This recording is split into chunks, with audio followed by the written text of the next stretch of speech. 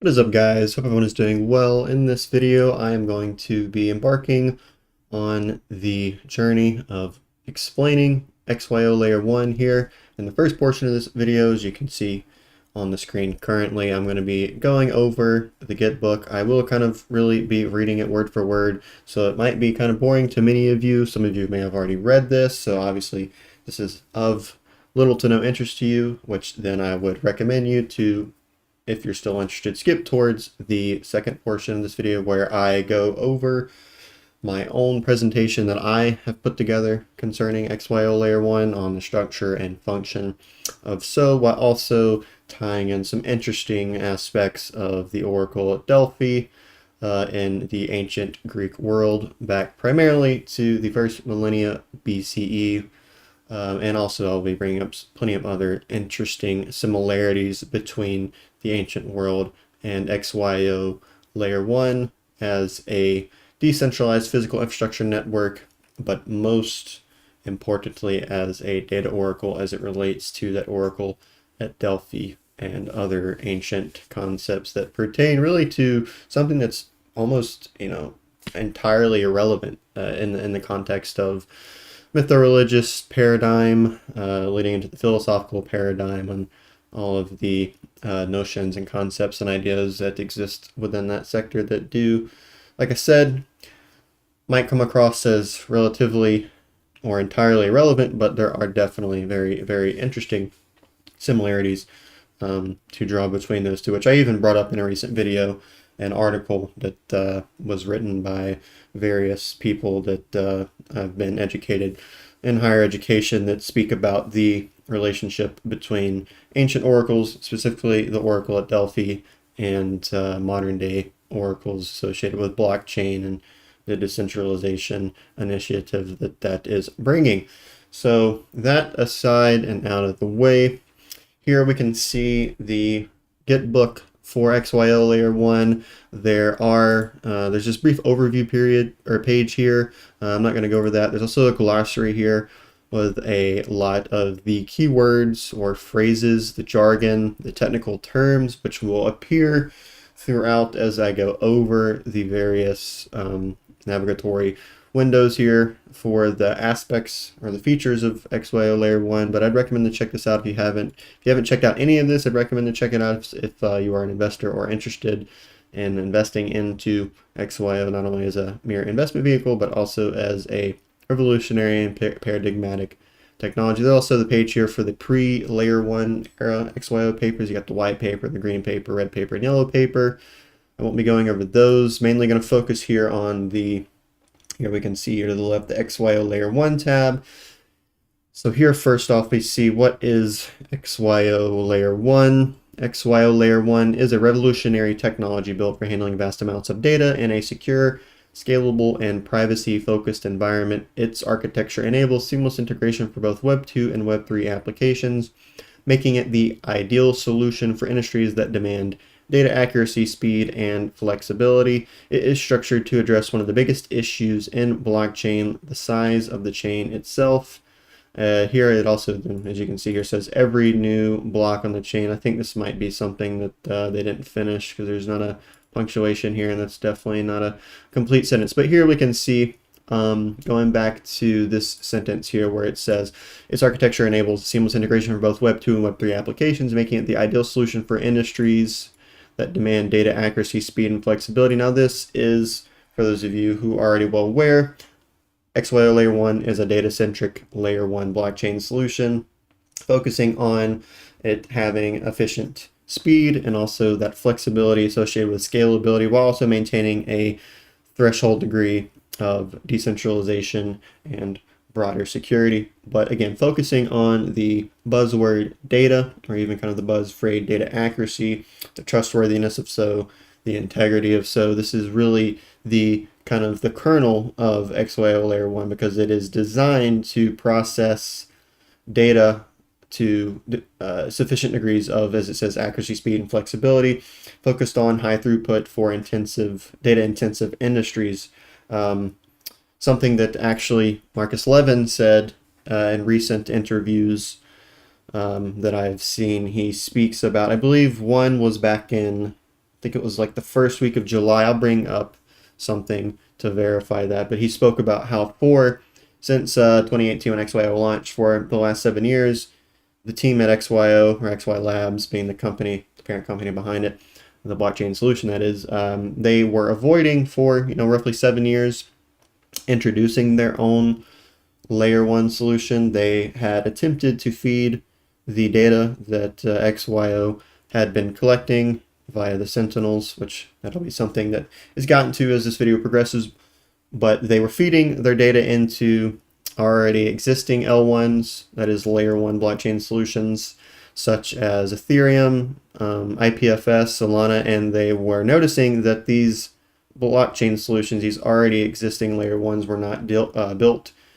and designed specifically to handle the form of data that XYO or XYO layer one here now, as we enter into a new era of XYO and the XYO network, that these already existing layer ones were not designed for, again, like I said, the form of data, the geospatial data that has temporal and spatial signatures and data associated with it. It's obviously needing high throughput.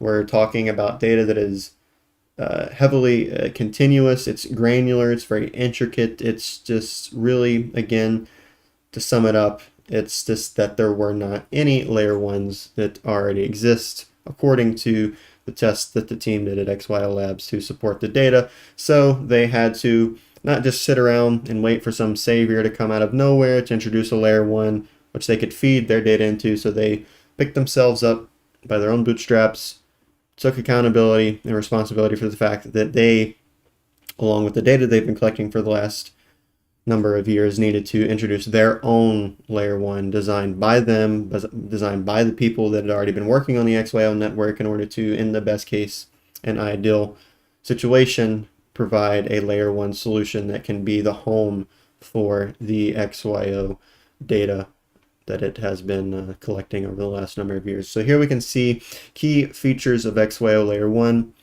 First off, we have sovereign chains. XYO enables full autonomy with customizable sovereign chains, ideal for applications requiring complete control over data. Next, we see data-driven scalability. With rollups and proof of location, XYO efficiently scales while maintaining precision, making it a top choice for, as I was bringing up earlier, these data-heavy, these data-intensive industries such as artificial intelligence, DeepIn, and other relevant blockchain-based applications. Here, third, we can see bloat-free architecture. Traditional blockchains often struggle with bloat, where every node must store the entire history of the chain, slowing performance and limiting growth. XYO Layer 1 avoids this by supporting modular, scalable data structures that keep performance high even as networks and applications grow. Here, fourth, we can see multi-chain interoperability. I think this is personally a big one. I mean, really all these are quite big. They are quite important, but this is just one of the ones that I'm personally fond of.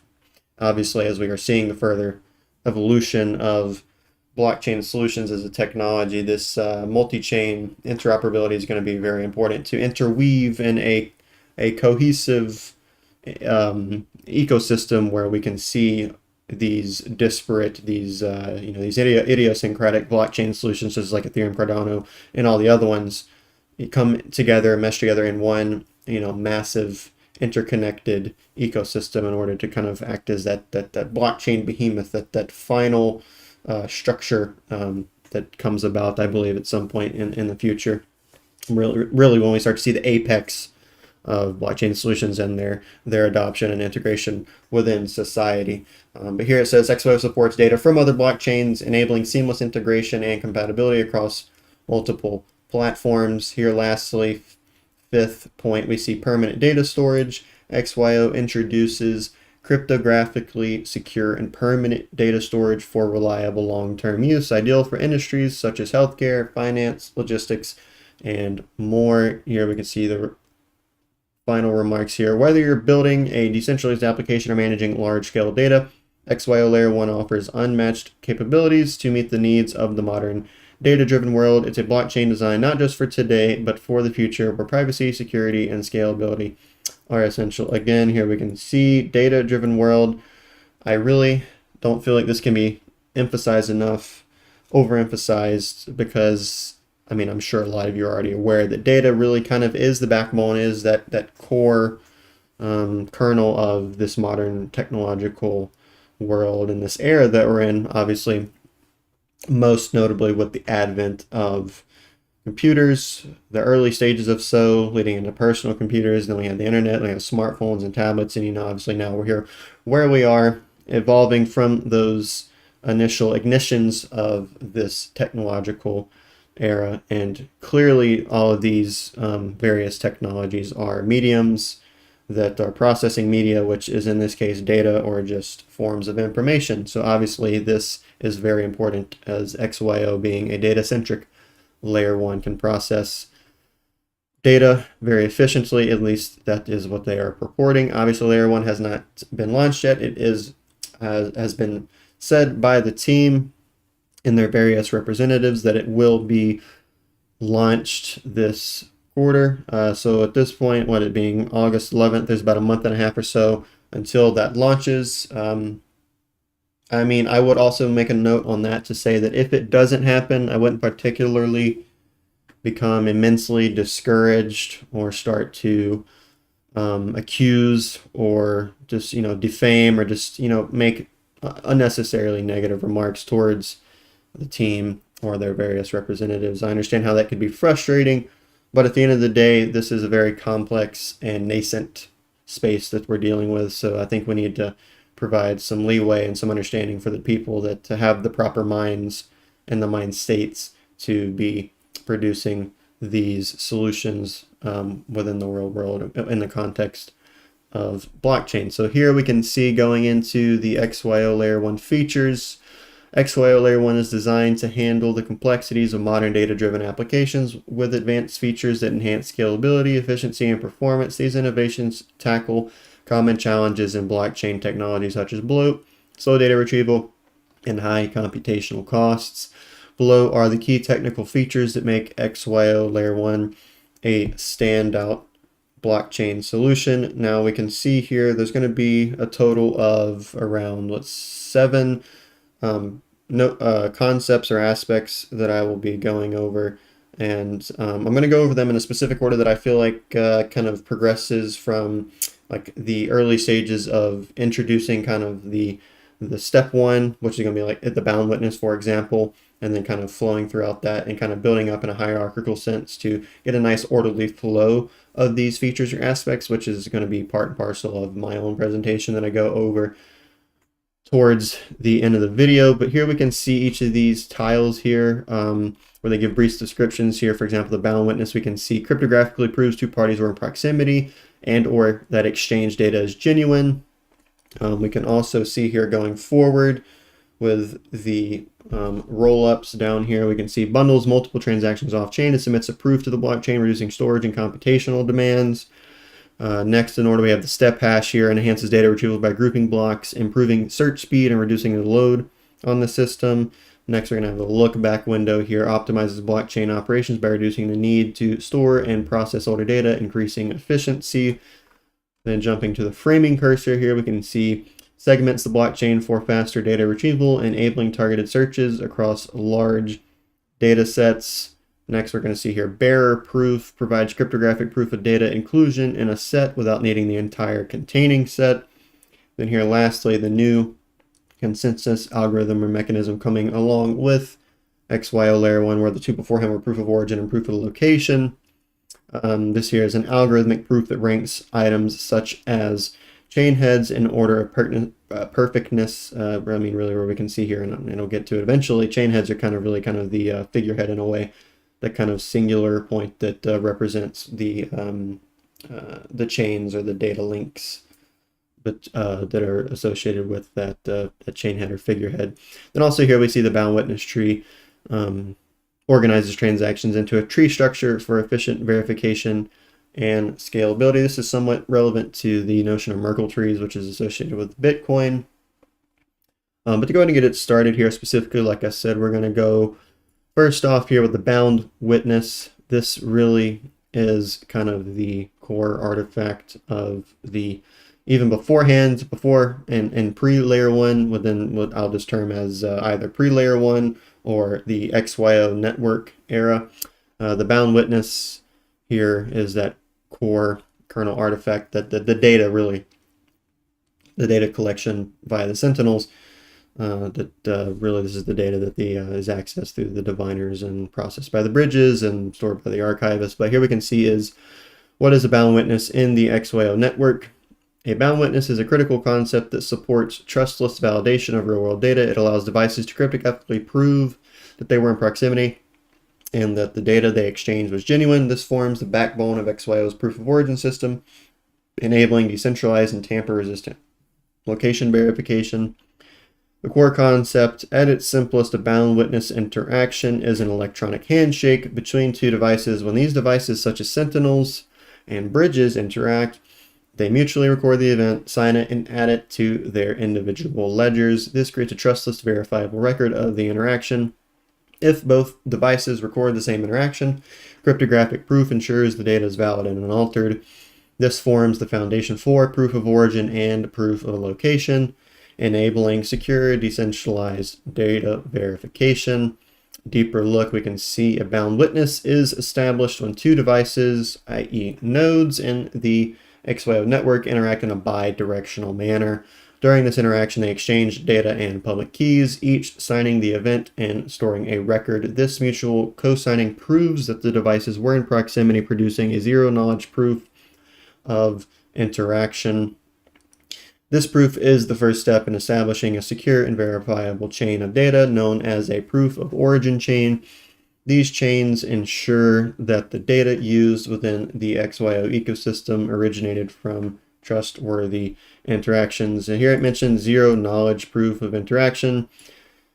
Zero knowledge proofs, or ZK proofs, are a well-known aspect of blockchain solutions in a general sense. They really, to kind of boil it down in the simplistic terms, it basically is a way to prove that a data exists within a system, in this case specifically a blockchain solution, without directly revealing what that data being sought after is. So for example, the data can be recorded and associated with a string of numbers. So let's say, for example, there's a certain piece of patient data. Let's just say that it is their vaccination status, and without revealing what their vaccination status is, using zero knowledge proof, the system can validate that they, the healthcare system, whether it be a hospital, however this is specifically happening, the specifics don't really matter, but the generalization is that the zero knowledge proof associates the data of that vaccination status with just, for example, a string of numbers or some other piece or string of data that became associated with that vaccination status data as it was embedded within the blockchain. So again, it's basically just a way to prove that a system or a blockchain solution harbors this data without actually directly revealing what that data is. In this case that I brought up, someone's vaccination status, or the surgeries they've had, or whatever else it may be. Here we can see a little diagram here, two parties observing the same event, where we can see device A, so device Sentinel, or Sentinel A, and then device B, Sentinel B. You have this digital handshake aspect or concept here, this analogy, where they exchange the data and their public address. That then goes into Sentinel A plus Sentinel B. They store and sign the transaction, and then between them, we have a signed bound witness, really being, again, like I said, that core, that kernel, that artifact that all of the functions and the mechanisms of XYO Layer 1 revolves around. Now here, going forward, we can see we're going to be provided with some real-world examples. Here we can see a selfie at a concert. Imagine two friends meet at a concert. To prove they were both there, they take a selfie together and each saves a copy on their phone. Later, if someone asks whether they really went, they can each show the same signed photo. Neither has to trust the other's word alone. They both have a shared verifiable record. Bound witnesses in the XYO system work similarly. When two devices agree on an event and cryptographically sign it, their shared record becomes a trusted piece of data. Here we can see the handshake business analogy think of a bound witness like an old-fashioned business handshake, again, harkening back to the digital handshake already explained. But in this case with receipts, two people meet, agree on something, and both write it down and sign it. If one later denies the meeting, the other still has proof, and ideally, both of these records will match. In XYO, when two nodes interact, they exchange information and both digitally sign the event. Each keeps a record in its own ledger. That mutual signing creates a trustless proof, like a handshake sealed with cryptography, that can't be faked or denied later. And to kind of go off on a tangent here, a little bit of a caveat, really what we see here specifically with XYO Layer 1 doing is, again, being data-centric, centered around data and the information of SO and the various far-reaching sectors, ranging from kind of the, socio-political side of things all the way into a little more things about telecommunications, the logistics, energy sector. Like I've said plenty of times on this channel, it's very far-reaching, XYO Layer 1 is. But really, this is, again, we're kind of just seeing, if you think about the human technological innovation continuum, obviously over the past, let's say 4,000 to 6,000 years, we've continued to evolve. We went from having Sumerian cuneiform on clay tablets, then we went to papyri, we went to other parchments. Obviously, at some point, we had the Gutenberg printing press that mass-produced things like the Bible was a big thing when that happened back in the 15th century CE. Then eventually, some more centuries down the road, we had the electromagnetic revolution. We think about James Clerk Maxwell. Obviously, that electromagnetic spectrum and the wavelengths associated with SO carry and can carry important information. We think about modern day electricity, the electrical grids, that gave way to computers, that gave way to the internet. And really the point here is we're seeing this continued evolution. And now what we're doing is back in the old fashioned days, if you think about ledgers, humans had to record them on paper, which eventually went into centralized databases associated with the advent of computers and the internet. And now we're in this era of blockchain solutions, of decentralization, and moving all this even more so into the digital realm of cyberspace. So as now, like for example, with each of these analogies that it gave, specifically here, the handshake business analogy, back in the day here with this analogy, you kind of just had to, there wasn't this independent ab extra system, in this case blockchain solutions, that could harbor this data in a trustless and very verifiable way that provides a sense of integrity that a lot of the times human beings, with all of our fickle vices that we deal with, can't maintain. Whereas if we cement this information data on the blockchain, which is entirely disinterested in the nonsensical behavior of human beings on the individual level and on the collective scale of interpersonal peer-to-peer interactions, clearly this is a very good thing. Here, moving into some more analogies here, or examples, we can see package delivery verification. This is something I've specifically been talking about. This is one of the more immediate use cases. This has obviously to do with logistics, and because XYO is collecting geospatial data, spatial and temporal data, signatures and timestamps, things along those lines. This is, like I said, a very immediately recognizable real-world use case and solution that XYO provides. But here we can see a logistics company uses XYO to ensure the package delivers are verifiable and tamper-proof. Each delivery vehicle and drop-off location is equipped with XYO-enabled devices that perform bound witness interactions during deliveries. Now this we can see XYO-enabled devices that perform bound witness interactions. This is very much so associated with IoT, the Internet of Things, just pieces of hardware that are inbuilt with the software component. If you think about the dichotomy or the duality between hardware and software, it's very much so similar to the human body and the software of the mind.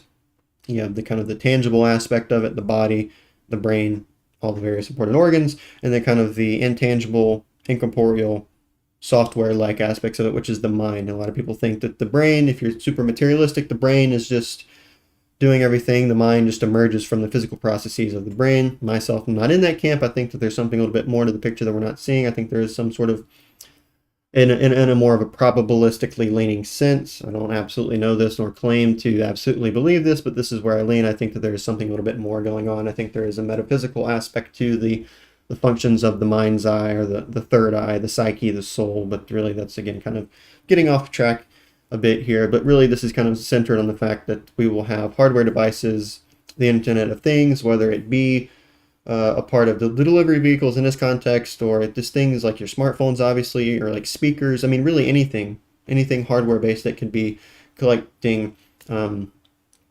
world data. Like for example, speakers or phones with their microphones, they can pick up noise pollution data. There's already various depends associated with noise pollution stuff. I mean, you think about things like Hive Mapper as well that are associated with imagery. Like for example, if you think about like Google Maps, they have that kind of centralization orientation towards collecting imagistic data and providing that for Google Maps, whereas things like Hive Mapper crowdsource it, decentralize it. People will provide their own cameras as they're driving around, and that data feed, that imagistic data feed within their own cameras is visual sensors in this case, will then provide and decentralized crowdsource sense that to the system of Hive Mapper and everything that it works for in that realm. Here we can see traditional verification. Proof of delivery relies on scanned barcodes or photo confirmation, both of which can be spoofed or disputed. Just as placed in centralized systems, they can be hacked or manipulated. Verifying disputes requires manual audits. I'm pretty sure a lot of you that if you utilize Amazon often, or any other form of delivery service, USPS, UPS, FedEx, whatever it may be, even myself, I've had plenty of times where my package gets sent to the completely wrong place and it has to reroute back to me. I mean, using Amazon, or even obviously with other delivery companies as well, they'll take pictures of your package on your doorstep or something along those lines, wherever they may put it. And really there's a lot of cases here for a lack of verification, trustworthiness. Even one time I had a monitor being delivered, and the Amazon driver literally drove right past my house and didn't deliver my package. I was a bit concerned. It's like, what if this person's trying to steal my package? I actually got into my car and told them. I followed them for a while until the next stop, and then I pulled up next to them, rolled my window down. I was like, hey, I think you forgot my package. And then I eventually ended up getting my package on the side of the road. But for example, that's even something I can bring up in my own experience, that something like XYO in this context can help out with that.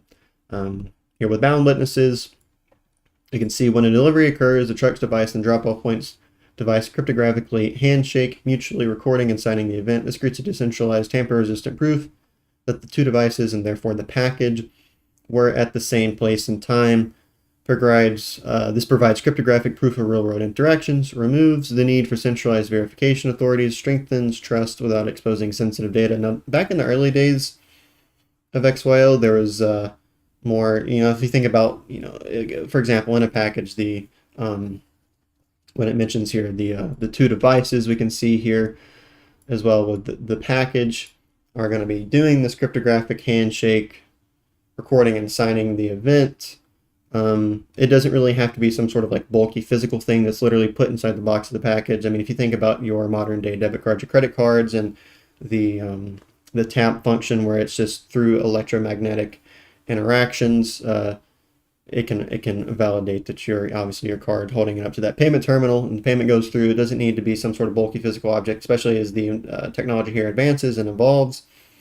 I'm very much so sure that it could just be simply the thing. There could be some sort of sticker on the package that has embedded within it something similar to the tap functionality of debit cards that can interact within the context of the XYO Layer 1 and facilitate the cryptographic handshake here, and then the mutually recording and signing of the event. Here we can see attendance at live events. An event organizer uses XYO-enabled devices to verify attendance at concerts, conferences, and sports games. Attendees' phones or badges act as sentinels that perform bound witness interactions with event entry scanners. Now, again, this is also another instance here as well, where you can see the badges would be kind of something similar to your debit card or credit card, having those aspects built into it for the kind of wireless tap function. It could be something as simple and unnoticeable as that, rather than having some sort of like bulky object placed in packages like I was going on about. Traditional verification attendance is tracked by scanning QR codes or checking names off of a list. Again, old school. This process is vulnerable to human error, ticket fraud, and centralized server failures. Disputes over attendance often require manual reviews or witness testimony. With bound witnesses, when an attendee checks in their device and the event's device perform a cryptographic handshake, each signing and recording the interaction independently.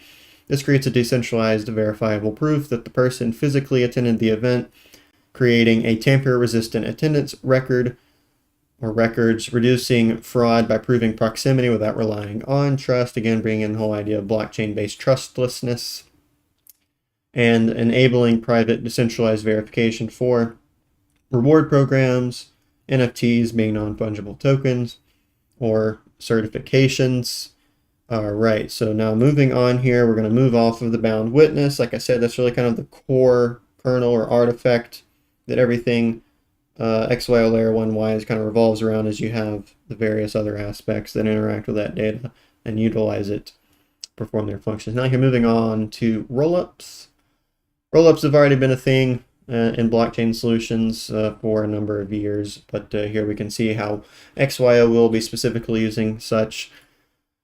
We can see here XYO rollups are a powerful feature within the XYO Layer 1 blockchain designed to dramatically improve scalability, speed, and efficiency by bundling multiple transactions into a single proof. Rollups enable XYO to handle high volume data loads while keeping blockchain storage requirements and costs low. What are rollups exactly? They are a scaling solution that reduce on-chain data by processing transactions off-chain and submitting only a single proof to the blockchain. It's really kind of very much so similar to public transportation. I'm sure a lot of you that are ever going to work early in the morning, you have your specific highways or interstates, or maybe even local roads get backed up, or even especially thinking about like school traffic or things along those lines on local roads getting backed up. If you think about the public transportation sector, that is a way to, especially in places like New York or big cities where they have more of an emphasis for public transportation needs. That's in part of the reason, one, not everybody has their own personal transportation, and two, that public transportation decreases the amount of people driving in their own personal transportation on the roads. So again, really, that's an analogy to think about it, kind of again, like it said, is processing transactions off-chain is akin to people being transported via public transportation off of the main roads. Here we can see how they work. These 3 points: bundled transactions, multiple off-chain transactions are grouped together, on-chain proof. Instead of storing every transaction, only a summary proof is submitted on-chain. This is fast and lightweight, reducing both transaction costs and network load. Here we can see a little diagram. Here we can see data point 1, 2, 3, 4, it being included in that final bound witness for XYO Layer 1. Here's just another way of putting it: data 1, 2, 3, 4, and final bound witness for XYO Layer 1. Really, it's just kind of a compactifying all these data points associated with the bound witness collection, rolling them up, and then processing them off-chain, doing the nitty-gritty technical stuff there, validating it, so on and so forth, and then only submitting, as it said up here, a single proof to the blockchain instead of having to do all of that on the main chain. Again, kind of just leading to things like bloat that I mentioned earlier, causing the scalability efficiency to decrease, and the overall speed efficiency as well benefits from this. Here we can see why rollups matter for XYO. XYO is committed to solving one of blockchain's biggest challenges, bloat. Again, like I said, just mentioned that, the growing size and storage demands of decentralized ledgers. Traditional blockchains like Ethereum and Bitcoin require every transaction to be recorded and stored, making them slower and more expensive as they scale. XYO rollups change that by recording only the most essential data. Rollups enable the network to scale efficiently and sustainably. One thing I want to point out here as a caveat is, I mentioned here in this sentence, traditional blockchains like Ethereum and Bitcoin require every transaction to be recorded and stored, making them slower and more expensive as they scale.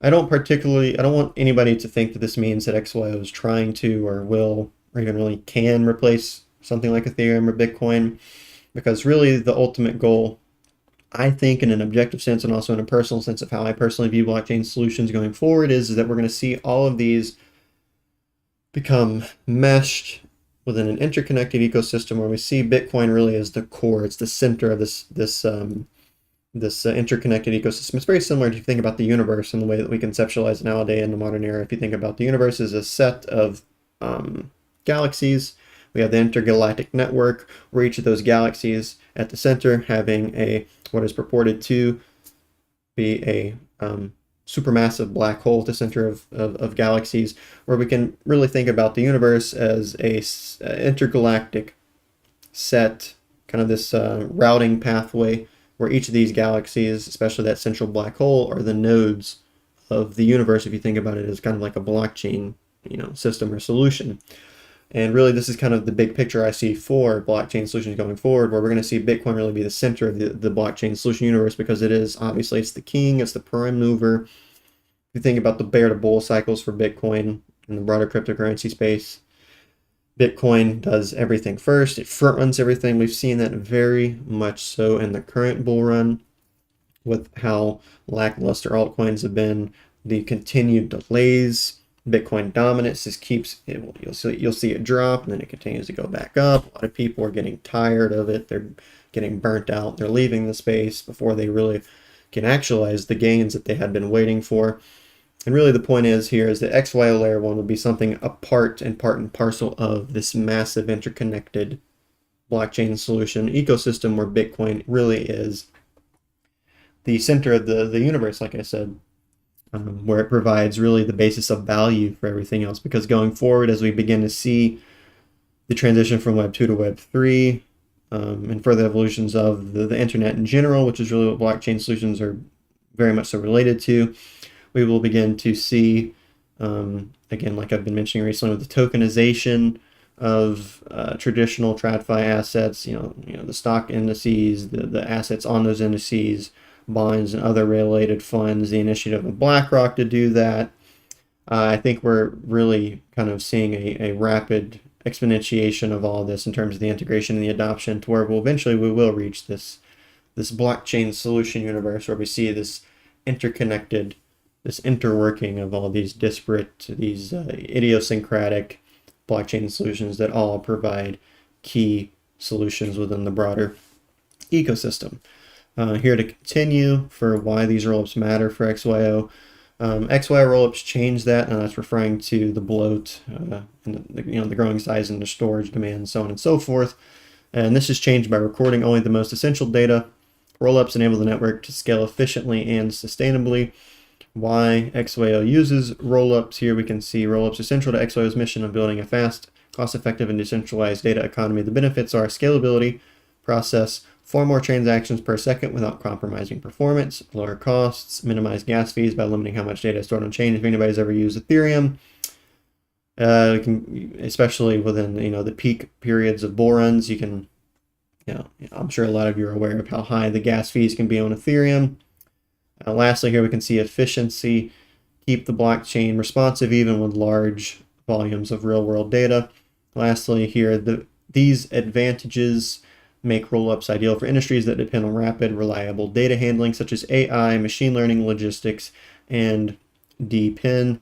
Now, again, also it's be good to keep in mind the kind of the triad of blockchain solutions, where we see decentralization, scalability, and security. And really the kind of dilemma has been to really balance all 3 of those, and kind of like a 30, if you think about it mathematically, like 33%, 33%, 33%, to where there's an equilibrium. So decentralization is as efficient as it can be, while maintaining that uppermost efficiency of both scalability and efficiency, and then vice versa, and all the other different combinations or permutations you can think about of that. But a lot of the times, blockchain solutions have had to compromise scalability for higher decentralization or security, or compromise security for higher scalability or decentralization, and plenty of other ways of looking at it.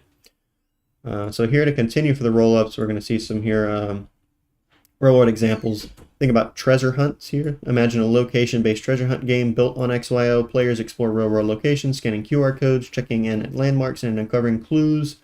Each action generating valuable geospatial data. A very popular thing associated with this would be something like Pokemon Go. This is very much so related to this, where Pokemon Go is obviously you're playing mobile game on your phone, but it's interacting with the real world in a geospatial and also temporal way. And if you think about Pokemon Go, a lot of times they were collecting data like cameras, people's faces, and other forms of data that should be ultimately private. And obviously that's being shared, and that factors in the whole idea of big tech, and the centralization of data, and how the fact that these companies, these tech conglomerates, are just willy-nilly selling your data and you're not getting any form of compensation. I mean, after all, we the people, like if you think about even when you go to websites and it asks for cookies, like all this data that's being collected by these conglomerates are being sold, and they're profiting, billions, if not more, on the data that you're providing, and you're not being compensated with that to any degree. And that's a big part of something like XYO, or even thinking about another blockchain solution, Jasmine, democratizing data, giving, again, really the whole point of blockchain solutions is to give more and more power back to the people, back to the individual, kind of break up this whole idea of, top of the pyramid, centralization, 1% of the 1% has all the power. We're going to decentralize this. We're going to redistribute the power over data, even think about redistribution of wealth as well. Here we can see without the rollups, each player action, every scan, clue, discovered, or check-in is recorded as a separate transaction on the blockchain. This causes blockchain bloat to increase rapidly. The game performance suffers as more players join. Costs rise for developers and users as well. With rollups, you can see all of the players' actions and potentially many other players' actions are bundled into a single cryptographic proof. Using rollups, just one on-chain transaction covers thousands of actions. The blockchain stays lightweight and responsive, and developers can scale the gameplay without adding any unnecessary cost. Here, if we look at supply chain verification, we can see here that a logistics company uses XYO to track thousands of packages around the world. Each scan, location update, and handoff generates data that must be verified and recorded for compliance and auditing purposes. Without rollups, every single event, like scanning a package, is written to the blockchain as an individual transaction. If a warehouse processes 50,000 packages in one day, that's 50,000 separate blockchain rights.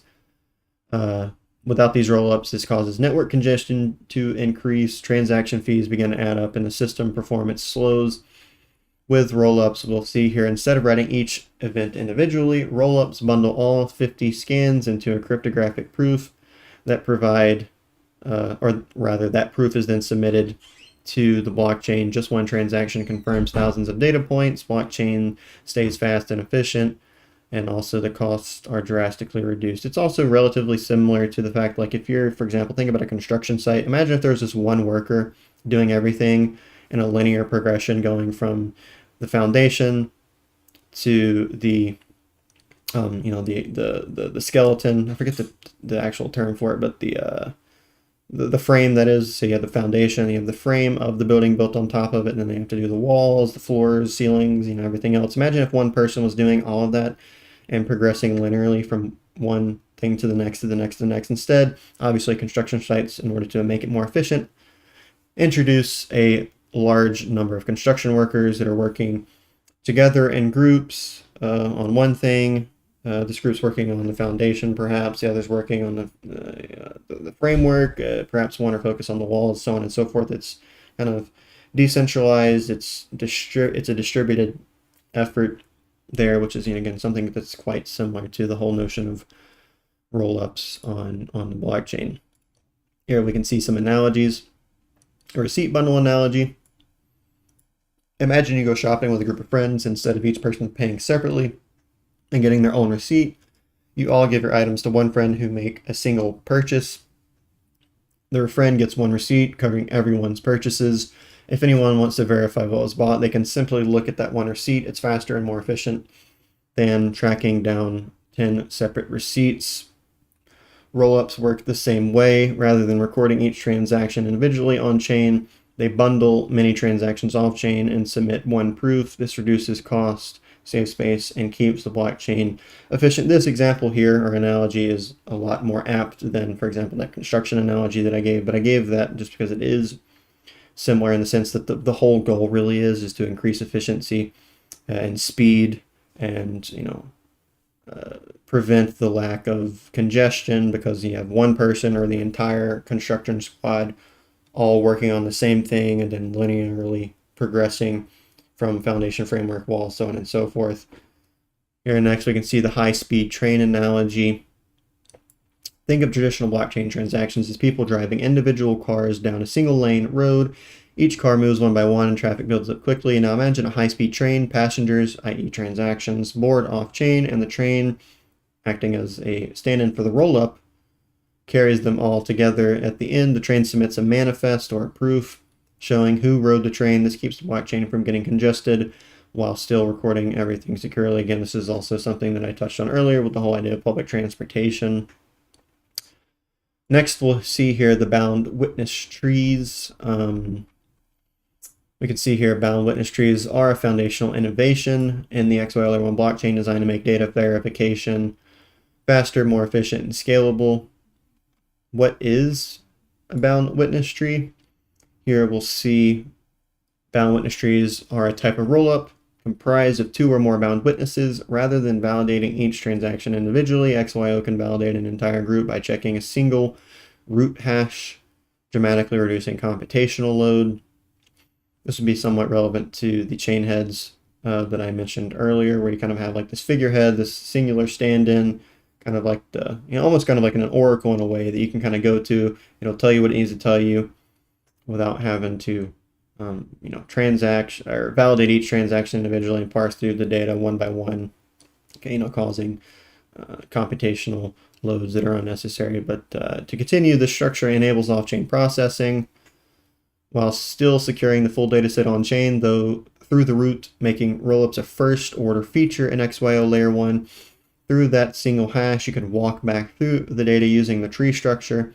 The validation of the tree can be done offline rather than the by block producers, and it also makes the storage of it on XYO Layer 1 a single hash. This would allow someone to access the complete tree with just a single hash. Again, that's basically what I was just getting at a few moments ago. Here we can see, similar to how all squares are rectangles and not all rectangles are square, all bound witness trees are rollups, but not all rollups are bound witness trees. Again, that's really kind of rollups is kind of the umbrella term here, whereas a bound witness tree is a type of rollup, but not every bound witness tree, but not all rollups are bound witness trees. Here we can see a diagram. Final transaction for XYO Layer 1 can include other, here down centrally, here it can include other bound witness data. It can walk back that data to data point 1, and it can also, walk back, or even I suppose kind of think about it forward here, data point 2. Why this matters. See, bound witness trees help solve blockchain bloat by streamlining verification and reducing performance bottlenecks. They allow faster validation. Only the root needs to be verified. Lower computation cost. Nodes do less work. Scalability. XYO can handle large data volumes without slowing down. This is also kind of, again, if you think about it in terms of, like, for example, if I go back to the ancient Egyptian culture, civilization, instead of, going, peasant to peasant or worker to worker, the people that existed on the bottom of the pyramidal hierarchy of Egyptian civilization, instead of going to each of those workers and validating whatever needs to be validated, you can go straight to the pharaoh. He's the pharaoh, the king, the guy at the top of the pyramid. The kind of, in a sense, god on earth. He's the god. Whether they think about that as Ra, Horus, Osiris, in certain contexts, or even Set as well. He's a stand-in. He's kind of like really, in a sense, again, oracle for the divinity up above in the heavens, speaking through him as the pharaoh on earth. You can just, instead of going to all those workers, validating one by one what's going on, go straight to the pharaoh. He knows everything. He'll be able to tell you that, and he's, in a sense, kind of like the chain head, or the what it's set up here with the like the root of the, here it says the root hash of the bound witness tree. So, like, for example, you can say, like, if you have looking here at this kind of tree structure, at the top you have the pharaoh, then that distributes down here into all the workers. Let's say, for example, building the pyramid that he wants to be built, instead of going to each of those workers and figuring out whatever needs to be figured out, instead of that, you can just go straight to the guy at the top and figure it all out, very much so, in a more efficient and easy manner. Here we see the key features. Here is a hierarchical structure, transactions grouped and aggregated, efficient verification, minimal data needs to be checked, built-in scalability, ideal for high throughput blockchain use cases. Here we'll see some bound witness tree real-world examples. Real-world gaming platform. Imagine a real-world gaming platform built on XYO where players collect virtual treasure and complete missions. Every player action generates data that must be validated. Instead of verifying each action individually, XYO uses bound witness trees to verify all actions in a batch just by validating the root of the tree. Or you can, again, think about it as the apex of the pyramid. Go to the guy at the top instead of going to each and every single one of the workers that may or may not have the information you need. Inside each bound witness tree is a number of other bound witnesses. The following chart outlines what that could look like in gaming terms. Chart is a little bit more daunting than some of the ones we've gone over previously, but here we can see hairstyle of, for example, your character data, as it says right here. This is the bound witness concerning character data.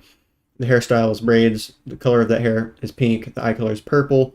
We can see that then trickles down into bound witness, more broad bound witness player data that could be associated with the username. Here, in this case, is @pedestrian. It could be associated with the guild status, like your clan or whatever group you're associated with in that game. Again, that's kind of trickling down into broader player data associated with the bound witness, which even more specified than that is the character data of your specific character that you're creating within that guild or that group within the game. Here on the left, we can see bound witness data associated with your daily quests within said game. We can see daily cooking quest, daily fishing quest, daily mining quest, and then again trickles down here into the final, most compactified, all-inclusive bound witness for XYO Layer 1 that kind of, as you can see here, as it up branches into daily quests, player data, and character data. Whereas you continue to go up and up, it gets a little bit more specific. Where you get to player data, what can be more specific than player data? The character data of that player. Here lastly, this ensures accurate, efficient validation without bogging down the network, even as the game scales to thousands of players. I mean, really, if you think about this, because if you go all the way back up to the top, we're saying bound witness tree. If you think about actual trees within the real world, the physical realm that we all exist in and know very well, trees have a single branch that it leads up to. You can kind of think about that here as the final bound witness for XYO Layer 1, and then all those roots. And you can even think about the branches as well, but let's focus on the roots. The roots that stem down into the ground that facilitate the life essence of the tree, so it can live. It can get the nutrients, it can get all the aspects that it needs in order to continue to live properly and not fall over and die because of its decay and lack of nutrients and whatever it needs to support its existence. Now that's think about if the roots of the tree, if there was only literally, you think about the tree, the entire central aspect of the tree itself, if that just went down in the ground and there was literally only one root, that one root's going to have to overload. It's going to it's going to have to overcompensate. It's going to have to do everything itself. It's like, think about when you're at work, wherever you may work, the fact that you have a team working together to accomplish things. I mean, it really goes back to a lot of the other previous examples I've given of the construction site or the building of a pyramid back in ancient Egypt. It's the distribution and the decentralization of workload onto multiple different parties. It separates the data in order to create higher degrees of efficiency, accuracy, scalability, and various other things. So again, for that tree, that's why think about trees have a bunch of roots, so it can make more efficient the process of keeping the tree alive and its self-sustenance. Here was some bound witness tree analogies. The zipper or the zipped folder analogy. Here we can see, think of a bound witness tree like a zipped folder on your computer. Inside the zip file are dozens of documents and even some additional folders. Instead of storing each one on its own, you compress the whole thing into a single file with a unique fingerprint. That fingerprint is like the root hash of the tree. You can verify the entire contents by checking just that one piece of data. If someone wants to view the original files, they can unzip it, but until then, they don't have to deal with all the bulk. Bound witness trees do the same thing for blockchain. They compress a group of bound witnesses into one verifiable unit, enabling off-chain validation and on-chain efficiency. Most frequently, bound witness trees are roll-ups of bound witnesses containing bound witnesses. this would be similar to a folder of items inside another folder. I feel like this is quite an apt analogy here because, you know, a lot of people nowadays in the modern world should be quite familiar with creating a folder on your desktop and then putting a bunch of things inside that one folder. Also your filing cabinet as well. This is a nice old school way to think about this as well. Imagine you work in an office with hundreds of documents. Instead of checking each one individually every time, your team creates a single index, one sheet of paper with a summary of what's inside each folder and drawer. In some cases, the drawers have additional indexes inside of them, extending the data storage immensely. If someone needs to verify a document, they just start with the index and track back to the exact page. That index system is like the root hash of a bound witness tree. Rather than verifying each transaction separately, the system checks the root to confirm the whole set. It saves time, cuts down effort, and makes verifying large amounts of data fast and simple while still letting you access the full original records when needed. And again, really, this is kind of, I mean, is something, as I mentioned earlier, we're kind of, you know, transitioning from this point to where all of these, we're really kind of just digitizing human interactions, really, to boil this down in a simplistic sense, where back in the old school days, especially before computers and the internet, all this stuff was hand recorded, you know, physically on paper or whatever else it may be, such as in like paper ledgers. All this data was having to exist within the minds and the physically recorded data sets of those people.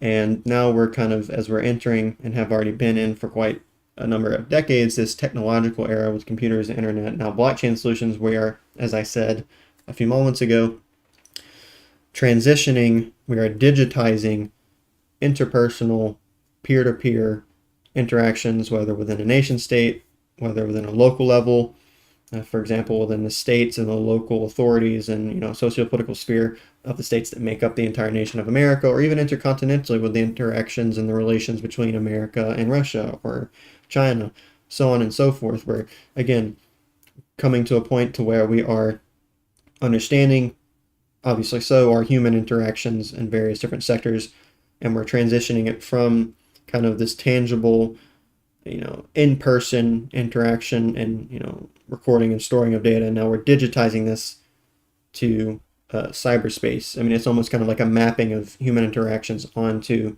this incorporeal cyberspace, which is, I think, just absolutely beyond fascinating and mind-blowing. And this really kind of shows just how much power the human mind has associated with the soul and our consciousness, and I mean, really where we may be going further as the decades go on and as the millennia goes on, assuming we obviously don't completely obliterate ourselves with nuclear war or, you know, the fickle vices of all the you know, the nonsensical, the bad and evil things that a lot of the people with power in the world tend to have the ability to effectuate. Comparing bound witness trees and rollups, here we can see a rollup can be viewed simply as a linked list of data. The final hash allows you to walk backwards through the data to find a specific item you're looking for. Here we can see walking backward with here we see the final bound witness for XYO. Here as we walk backward, you need bound witness hash previous data, data 2. You need hash to access previous data, data 1. Here we can see bound witness tree. I don't know why it's still staying there, it's kind of annoying. Here we can see bound witness tree. A bound witness tree is a type of rollup that contains multiple unrelated data points. Most often, a bound witness tree is comprised of many bound witnesses. Here we can see the same diagram I've already gone over. For example, of a more complex bound witness tree with a road example. See here, so I'm not gonna, I can't even click anything there. So that wraps up rollups here, which now moves us on to step hash, which is going to be a very important aspect of the coming layer 1. Step hashes in XYO Layer 1 significantly enhance the efficiency of locating data within a blockchain. This method contrasts with traditional blockchains, which often require a full walk of the entire chain to verify included data. How step hashes work. In XYO Layer 1, step hashes group blocks together into multiple segments of progressively larger sizes. By doing so, step hashes enable faster searches by allowing you to first check the group hashes and then zoom in to specific blocks within those groups. Instead of verifying blocks one by one, step hashes allow you to take giant steps through the blockchain. This approach drastically reduces the time needed to access older parts of the chain, making data retrieval much more efficient. Here we can see a diagram provided with the full blockchain Step hash 1 includes blocks 1 through 31, step hash 2, blocks 32 through 63, step hash 3, blocks 64 through 95, and even more so. You can then, for example, blocks 1 through 31 of step hash 1, jump to block 13 or block 27. For step hash 2, jump to block 54, 62, step hash 3, jump to block 68 or 89. Benefits of step hashes, we can see here this innovation brings two key advantages. Speed, by grouping blocks and allowing for large-scale searches, step hashes significantly reduce time spent accessing specific blockchain data. Scalability, with step hashes, the blockchain is able to scale more effectively, ensuring that as the network grows, data retrieval remains fast and efficient. Step hashes set XYO Layer 1 apart from traditional blockchain systems by making data access more efficient, enhancing the overall speed and scalability of the network. Moving into some real-world examples. Patient data access on a health network. A decentralized health system uses XYO Layer 1 to store and validate hashed patient records, visit logs, prescriptions, lab results, while keeping private data off-chain. With traditional blockchains, to retrieve a patient's historical medical visit from years ago, the system must scan block by block through the entire chain. This results in long wait times and high computational load. With step hashes, blocks are grouped into progressively larger segments, allowing the system to leap directly to the right data group and then quickly pinpoint the needed record. Data lookup time drops from minutes to milliseconds. Efficient queries, even across years of records, are achievable, and scalable access as patient history grows becomes achievable as well. Legal file anchoring and verification. A law firm uses XYO to anchor document hashes on chain for proof of existence and timestamping, such as contracts, patents, and digital signatures. Traditional blockchain, we can see here, to verify when a file hash was first recorded, the firm must walk through each block until it finds the transaction. This is especially slow if the document was anchored years ago, back towards the early days of the firm. Here with the step hashes, we'll see that the firm's verification tools can zip across grouped hashes, quickly narrowing down to the exact block where the timestamped document exists. Instant verification of on-chain presence, useful for audits, court validation, or client disputes. No full chain scan is required. Here we'll see with the step hash analogies, library index analogy. Imagine you're searching for a specific paragraph in a 10,000 page library book. Without an index, you'd have to flip through every single page one by one to find what you need. Now imagine the book is organized like this. Chapters summarize 100 pages, sections summarize 10 pages within each chapter, paragraph markers summarize sentences within each section. You can now skip directly to the right chapter, then jump to the section, then find the exact paragraph in seconds. Step hashes work the same way. They let you jump through grouped summaries of the blockchain like chapters and sections instead of scanning every block linearly. This is really simply just an indexing mechanism or functionality that allows you to more quickly and efficiently find what you were trying to find as you define whatever data you're querying for on the XYO Layer 1 blockchain. File cabinet analogy. Think of a traditional blockchain like a long row of file cabinets where you must open each drawer in order until you find the file you're looking for. With step hashes, it's more like a smart archive system. Each cabinet is labeled with a summary of what's inside. Cabinets are grouped into zones by date or topic. You can jump directly to the zone, then the drawer, then the file. There is no guesswork or wasted time because of this. In blockchain terms, step hashes group blocks and create shortcuts so nodes can leap directly to the right area of the chain to verify. This is something, when I was first reading this, I was very fond of this. Something that's going to be a part of XYO Layer 1 now. All right, now moving into the step hash size function. This is something I was quite fond of when I first read it, but what it says here is the step hash size is determined using a modified primordial function defined as the product of the first n plus 2 prime numbers, then incremented by 1. The structure ensures that step intervals avoid overlapping too frequently, enabling broader and more distributed step coverage across the blockchain. And more details on this will be coming soon. The main aspect of this is going to be the notion of modified primordial function, defined as a product of the first n plus 2 prime numbers, then incremented by 1. So we obviously, with the classic primordial function, there's the product of the first n primes. With the modified primordial function of XYO, here we see the product of the first n plus 2 primes, then incremented by 1. So that's the main modification. When it comes to basically what's happening here is it's a factorial instead of using the integers. It's just specifically utilizing the prime numbers as a factorial of prime numbers, where you just utilize only prime numbers up to a certain number p for prime numbers. And this is quite important due to the fact that it guarantees the step sizes when the blockchain itself is being indexed via this mechanism. It guarantees these step sizes are co-primed to all of the smaller primes, which avoids overlapping multiples and makes the step boundaries clean in their hashing scheme.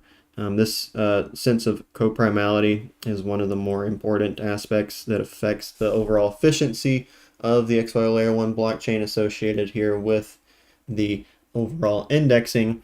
Now, something that is relative to this, obviously prime numbers are the building blocks of integers when it comes to number theory and just kind of arithmetics and mathematics in general. Prime numbers are arguably one of the most important types or forms of numbers that kind of like the building blocks, like I said. So, I mean, they really are kind of the most important form or type of number. But prime numbers are specifically, they have a special relationship to the Riemann zeta function. They're deeply connected to so. The zeta function's behavior, especially regarding its zeros, provides insights into the distribution of prime numbers, something that we're still in the modern days with scientific inquiry and mathematics trying to figure out. Specifically, Riemann, who introduced this, his hypothesis was that all the non-trivial zeros of the zeta function lie on a critical line in the complex plane. And proving this is, purported to greatly advance our understanding of prime number distribution and probably unlock a whole slew of other advancements, not only just within mathematics, but also definitely within the realm of physics as well. Because, I mean, obviously, when in the zeta function, you have zeta of s. This exists in the complex plane, and then there's s being that complex number. There's a real part of that complex number, 1/2, where the hypothesis of Riemann is that along that, basically on the real plane, x equals 1/2, as a part of that broader complex number, is where these zeros lie that have this specific, this deeply connected relationship to prime numbers and their distribution. But when it comes to specifically zeta functions, it's has applications in a lot of things like quantum stat mechanics in terms of like bosonic and fermionic particle distributions and evaluating, analyzing those. Also nuclear physics, specifically when it comes to uranium.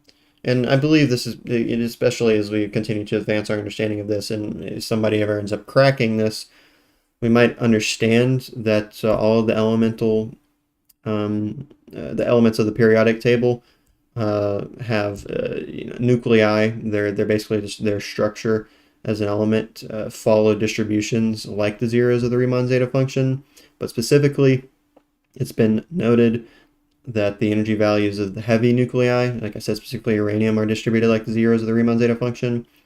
And generally, this could just mean that within like quantum mechanics of heavy nuclei is connected to prime numbers, which I think makes a lot of sense. I mean, if you think about the overall, the vast importance of prime numbers within number theory and kind of like arithmetics and mathematics on an abstract level and a non-applicable level, I think it makes a lot of sense. And it's also related to things like random matrices.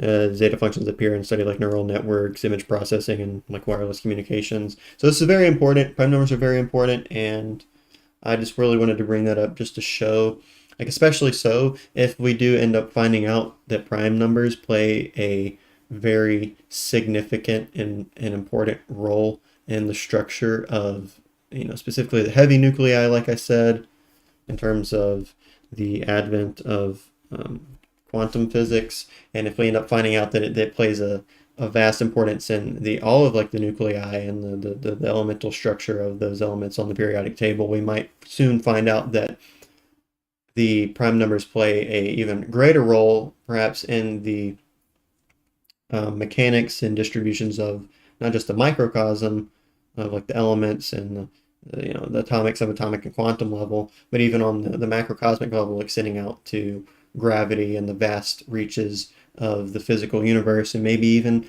perhaps the prime numbers, the Riemann zeta functions in general, and those zeros that I've been bringing up potentially have ties to the distribution of galaxies within the intergalactic network of the universe, because it would allow for a efficient state of processing and temporal propagation as time goes on, keeping up a proper state of cultivation within the universe so as it to not completely just collapse into nothing or expand out into total chaos or something along those lines, which I think is something that we could potentially be greatly looking forward to as we advance in science, which just further shows why I was excited when I first started reading this, due to the association with prime numbers and their distribution, me thinking about the Riemann zeta function. All right, so here, moving, the next is going to be the lookback windows. In XYO Layer 1, lookback windows enhance the efficiency of block building, validating, and indexing. This concept focuses on narrowing the amount of previous blocks that need to be maintained and analyzed, enabling more efficient blockchain operations. How the lookback window works. XYO Layer 1 introduces a variable lookback window algorithm, which only requires nodes to store the most recent in transactions, such as the last 10,000 or the last 1 million. This drastically reduces storage needs while boosting transaction speeds. Older transactions are stored in a backup system, ensuring minimal disruption to performance and allowing for easy access when necessary. Basically, lookback windows are just the specific, the window that's obviously associated with time frames. Like if you, as it said, if you only want to concern yourself with the last 10,000 or the last 1 million or the last whatever number it may be of stored transactions, then you can set the variability of this window to that number instead of it being going all the way back to 2, 5 million or more, which you don't need. Those going past 1 million or whatever number you choose is not relevant in your case. So it obviously is associated with, as it said here, the efficiency of block building, validating, and indexing. Here we can see a visual representation of lookback windows. We can see here block 1. Block is built. Lookback window includes recent end transactions going backwards. Again, lookback window.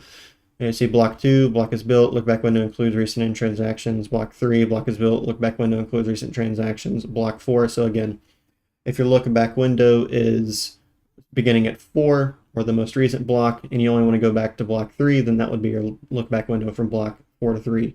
If you want to go to block 4 to 2, you can have your lookback window here, for example, start here and then extend all the way to block 2 and have this lookback window associated with here. And this is also going to be working in tandem with the step hash function that I just previously went over. Here we can see traditional blockchain structure. In most traditional blockchains, lookback window spans the entire length of the chain. This means that to analyze data on the blockchain, a node must scan the entire history. While this allows for immediate access to all historical data, it comes at the cost of growing compute and storage requirements. As a result, the network's hardware needs increase over time, pushing out smaller participants and causing decentralization to erode. Additionally, indexing of the blockchain is often outsourced to centralized Web 2 services, creating further inefficiencies. You will see a visual representation of traditional blockchain windows in opposition to the this being here the XYO variable lookback window, where you can see it's a little bit more, it's cleaner to the eye than the one down here, where we can see again block 1, block 2, block 3, block 4, going on block 5, so on and so forth. However far it's going to go, we can see the block is built here. Lookback window includes all previous blocks from block 2 to block 1, block 2 to block 3, block is built, lookback window then goes all the way back, so on and so forth, block 3 to block 4, then it's having to, again, like it said, go back. The lookback window is not variable, it includes every bit of data that's ever been finalized on the blockchain, and it is causing various inefficiencies such as scalability and just general efficiency in terms of quickness of being able to garner and ascertain the data you're looking for. How XYO's lookback window improves efficiency. This approach is a significant improvement over traditional blockchains like Bitcoin and Ethereum, where nodes must store the entire blockchain history and manage historical global states like UTXOs or address balances. Those would be unspent transactions. The UTXOs basically just like whenever you, for example, you have a Bitcoin wallet and you pay somebody Bitcoin, it was originally an unspent transaction on your part, and then once it gets sent to someone else, that's obviously a spent or an effectuated transaction, and by the time that Bitcoin lands in somebody else's wallet, it is now their own version or their own UTXO. But these systems face increasing hardware demands, especially as the network grows. With XYO's lookback window, the blockchain remains scalable, efficient, and capable of processing transactions quickly by minimizing the storage required for blockchain operation. XYO Layer 1 ensures a more responsive, decentralized ecosystem that is better equipped to handle future growth and the further and further evolution, sophistication, and complexification of blockchain solutions and their necessary needs within the real world. But here we will be moving into the lookback window, real world examples, decentralized rideshare data. A decentralized rideshare platform, this is things like Uber and other things along those lines, or like, if you really go back before Uber, think about like things like taxis and whatnot. But a decentralized rideshare platform uses XYO Layer 1 to log each ride start and end location, time, and fare data. This creates a blockchain-based history of ride activity that is transparent and verifiable. Now, things like Uber, like I mentioned, or even taxis and things along those lines are going to be centralized rideshare platforms, whereas with decentralized rideshare platforms, it would just be people. Like, for example, if you think about XYO and Scott Shepard and trying to his venture in bridging the Tesla cars, whatever it may be, whether it's the sedans, the Cybertrucks, the semis, the Tesla semis. Integrating that with the XYO network, XYO Layer 1 specifically, as we head into this new era. And that will allow, for example, because Teslas are obviously integrated with AI and they're self-driving, they have a degree of autonomy outside of someone needing to operate them. This would be a decentralized rideshare platform that could be integrated, the hardware of the car itself being integrated with the XYO Layer 1 network. And you can now, as you're sleeping through the night, if you're comfortable enough doing so, your Tesla can go out on its own and act as a decentralized rideshare platform without the need of something like a taxi or an Uber having actual drivers operating the vehicle. Here with traditional blockchain, every ride in the platform's history is kept permanently on chain. As the number of rides grow into the millions, each node must store and index the full history to function, slowing down operations and increasing storage costs. With the lookback windows, the platform only keeps the most recent ride data, say the last 100,000 rides, in active memory. Older ride data is archived and available if needed, but no longer burdens the system's daily performance. Improves blockchain validation speed. This reduces the node's hardware demands and enables greater decentralization. Social platform with content rewards. A centralized social media app built on XY rewards users for publishing and engaging with content. Every post, comment, and like is a transaction that gets logged to the blockchain. We can see with traditional blockchains, all user activity remains in memory and must be constantly indexed by every node, even years old posts. This bloats the blockchain and strains the ability of smaller nodes to participate in the network. If you're struggling along these lines to understand the whole idea of blockchain bloat, just think about the fact when you eat far too much food and you become bloated, or you eat something that just naturally bloats you and it kind of just, it taps you out, you almost want to go to sleep. You can't, you got a full stomach, you look like you have a food baby, and you just, you can't really, you don't want to get up and go do your workout, or you don't even want to get up and do anything. You just want to sit down, let that food digest, and become back to a state of feeling good enough to do something. It's basically the exact same principle here for the block or the bloat of the blockchain system. With the lookback windows, only recent user actions such as post interactions from the last 30 days are kept readily accessible. Older activity is moved to a backup layer where it can still be queried. It doesn't slow down core processes This leads to faster network operation, more equitable node participation, and lower infrastructure requirements. Moving on here to the lookback window analogies, the security camera analogy. Imagine a security camera in a store. It records everything 24/7, but the staff usually reviews only the last few hours. Older footage is archived and can be pulled up if needed, but it doesn't clutter the live view or slow down day-to-day operations. The lookback window operates on a similar principle: prioritize what's recent and actionable, what's more relevant, while maintaining access to the full history in a more efficient archived format. Archived information in an older part of the XYO Layer 1 blockchain is accessible, but would likely take longer or cost more to acquire compared to newer information, which is justifiably so, makes sense.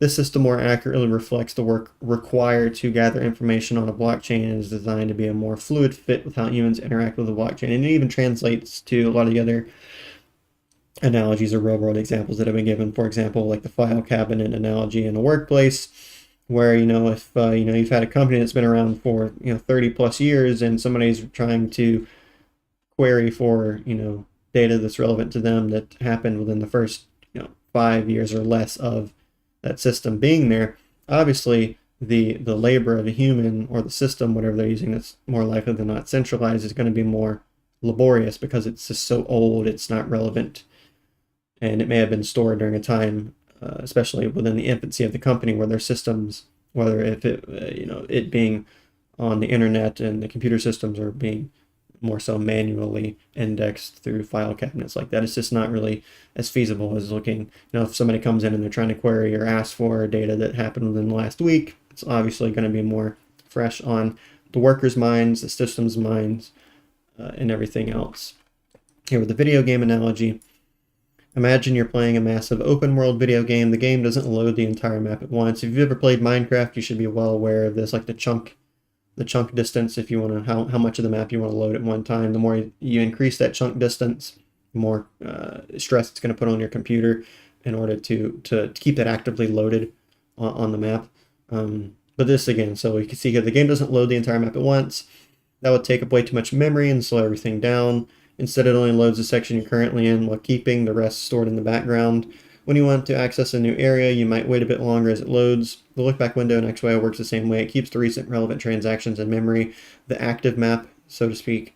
And this is so the nodes can quickly validate and process what's happening. Now, everything else is safely stored. This even goes to, for example, with the browser that I use on my computer.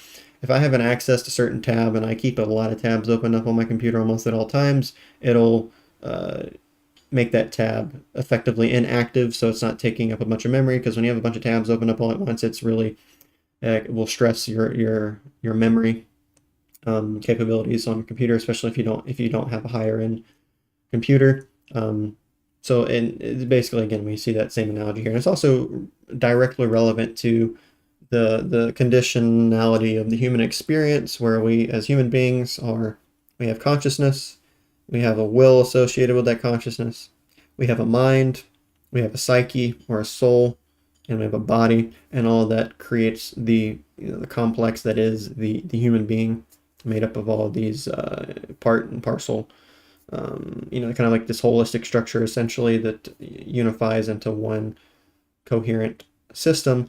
And think about with your mind, like a lot of the times your mind is processing things in the background subconsciously, very much so like a computer is doing things in the background, or a blockchain solution could be doing things in the background. Now imagine you as a human being, all of your background subconscious processes having to process what you're seeing, what you're hearing, the information, the meaningful information of language that is being conveyed to you by your fellow human beings. Imagine if all that is happening in the foreground and you're aware of all of it at all times. You are quickly going to be overloaded, and you might be put in an overstimulated paralysis to where you just can't even do anything. I mean, especially if you think about people that are exist on the autism spectrum, where they can be easily overloaded with sensory data, and it obviously does not have a positive reaction with people that unfortunately have been born into this life with that disorder and those varying genetic deficiencies. It's very much so similar to that, in a way where there's this kind of things kept in the background. It's not actively being done in the foreground, so as to reduce computational load and to reduce the overall stress on the system, whether it be a computer or a blockchain solution, or even the human being itself.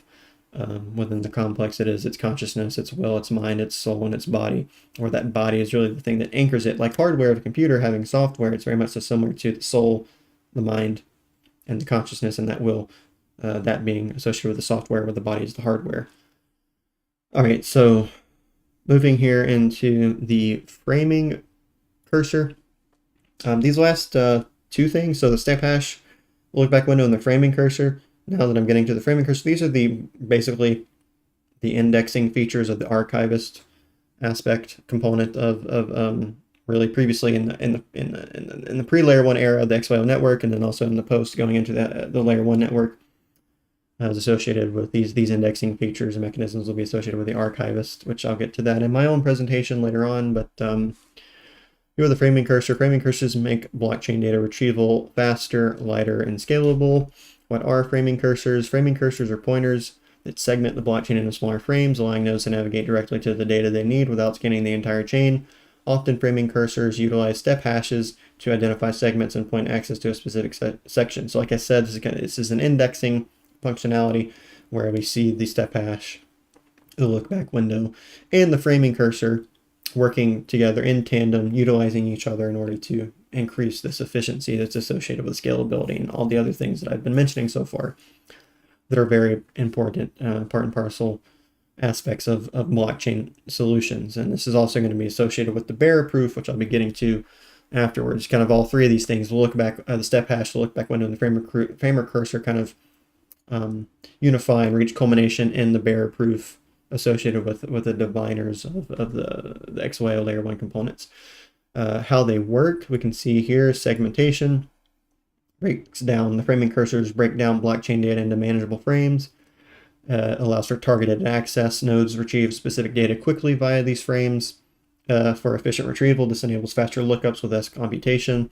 Here another one diagram, we see full blockchain ledger. Framing cursor 1 is blocks 0 through 999, framing cursor 2 blocks 1999, and then so on and so forth. Here with framing cursor 3, framing cursor 4, and let's see, here we see targeted data. You want to target whatever's in framing cursor 3, then that's obviously going to be included within the lookback window, and that's also going to be included with a specific step hash being overlaid, also kind of superimposed upon the blockchain, the full blockchain ledger. Really, that's what all these are. We see step hash, lookback window, and framing cursors are kind of superimposed upon the base full blockchain ledger so as to allow you to parse through the data and arrive at what you need to arrive at through the defined queries in an efficient, scalable manner. Why they matter. As blockchain grows, finding and verifying data becomes slower and more expensive. Framing cursors help XYO overcome this by speeding up data access, reducing node computation cost, and supporting scalable real-time applications. Advanced usage. Framing cursors are used in bearer proofs to prove inclusion of a transaction using just a few blocks. This means users can prove something happened on-chain with minimal supporting data, pushing responsibility to the client and reducing burden on the validators. Much like the shift from mainframes to personal computers, framing cursors decentralize workload and empower end users while improving blockchain performance. Here, moving into some real-world examples of the framing cursor. Here we see healthcare data access and validation with our scenario. In modern healthcare systems, patient data is vast, distributed, and highly sensitive.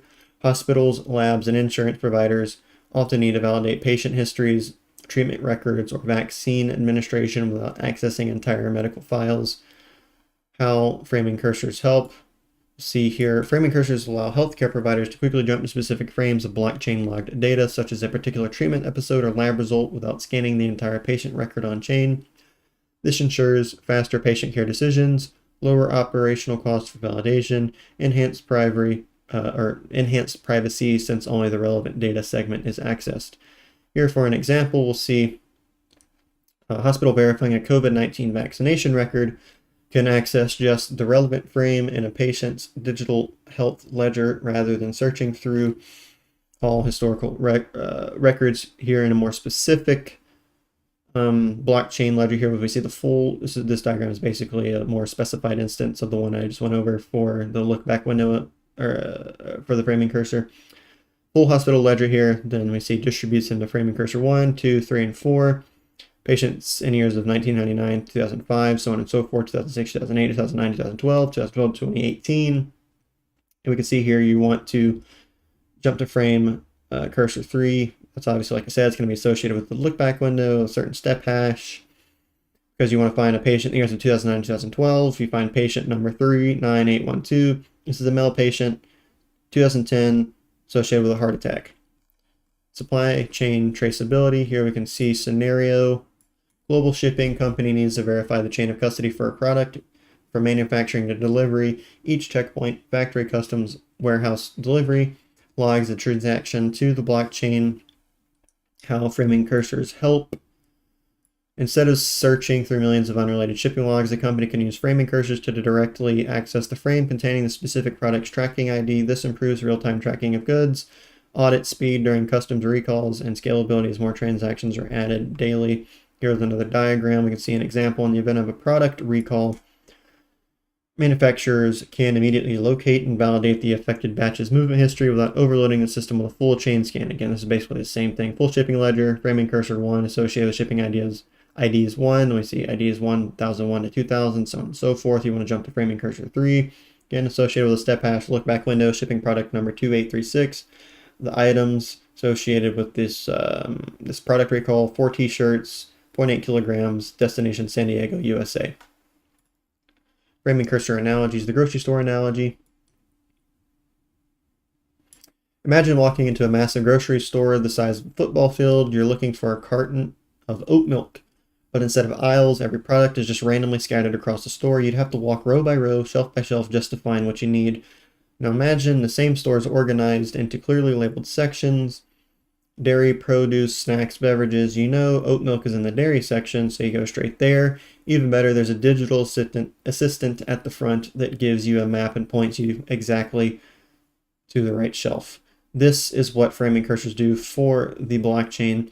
Instead of making nodes scan the entire store to find a piece of data, framing cursors let them jump directly to the right section, making the whole process faster, easier, and far more efficient. And as I conclude here, these indexing mechanisms, again with the step hash, the lookback window, and the framing cursor to utilize this already pre-given analogy, like I said, or like it said rather, the framing cursors are kind of like a digital assistant that points you directly to where it is, but it's also pointing you directly to where it is on a specific aisle that's designated in this case as the dairy aisle or the dairy section. You could think about the step hashes as roughly, we can say that each aisle being designated as dairy, bread, meats, whatever it may be. You can kind of associate that with the step hashing indexing. I'm not saying this in an absolute sense. I'm just trying to give a picture to where we can kind of see all three of these working together. And then obviously the framing cursor kind of points you to a specific shelf on a specific aisle to find exactly what you need very quickly. And then whereas the look back window would be just kind of, for example, we have the step hashing. Let's associate that with the aisle labels of dairy, bread, meat, so on and so forth.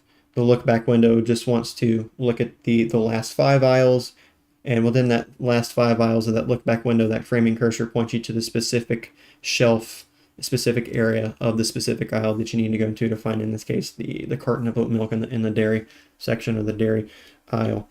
Now here we're going to move into bearer proof. So again, this is, like I said, this is kind of the culmination of the indexing system that is facilitated by the archivist, which are it's one of the 4 main components of the XYO Layer 1 blockchain, which again, like I said, I'll get to that specifically in my own presentation at the end of the video. But here we can see bearer proof. In the XYO ecosystem, not all data comes from traditional blockchain transactions. One powerful feature that makes XYO fast, private, and scalable is something called a bearer proof. Bearer proofs are a lightweight, privacy-focused cryptographic feature in the XYO Layer 1 blockchain. They enable fast, secure verification of data without exposing the full dataset, making the network more efficient, scalable, and private. What exactly are bearer proofs?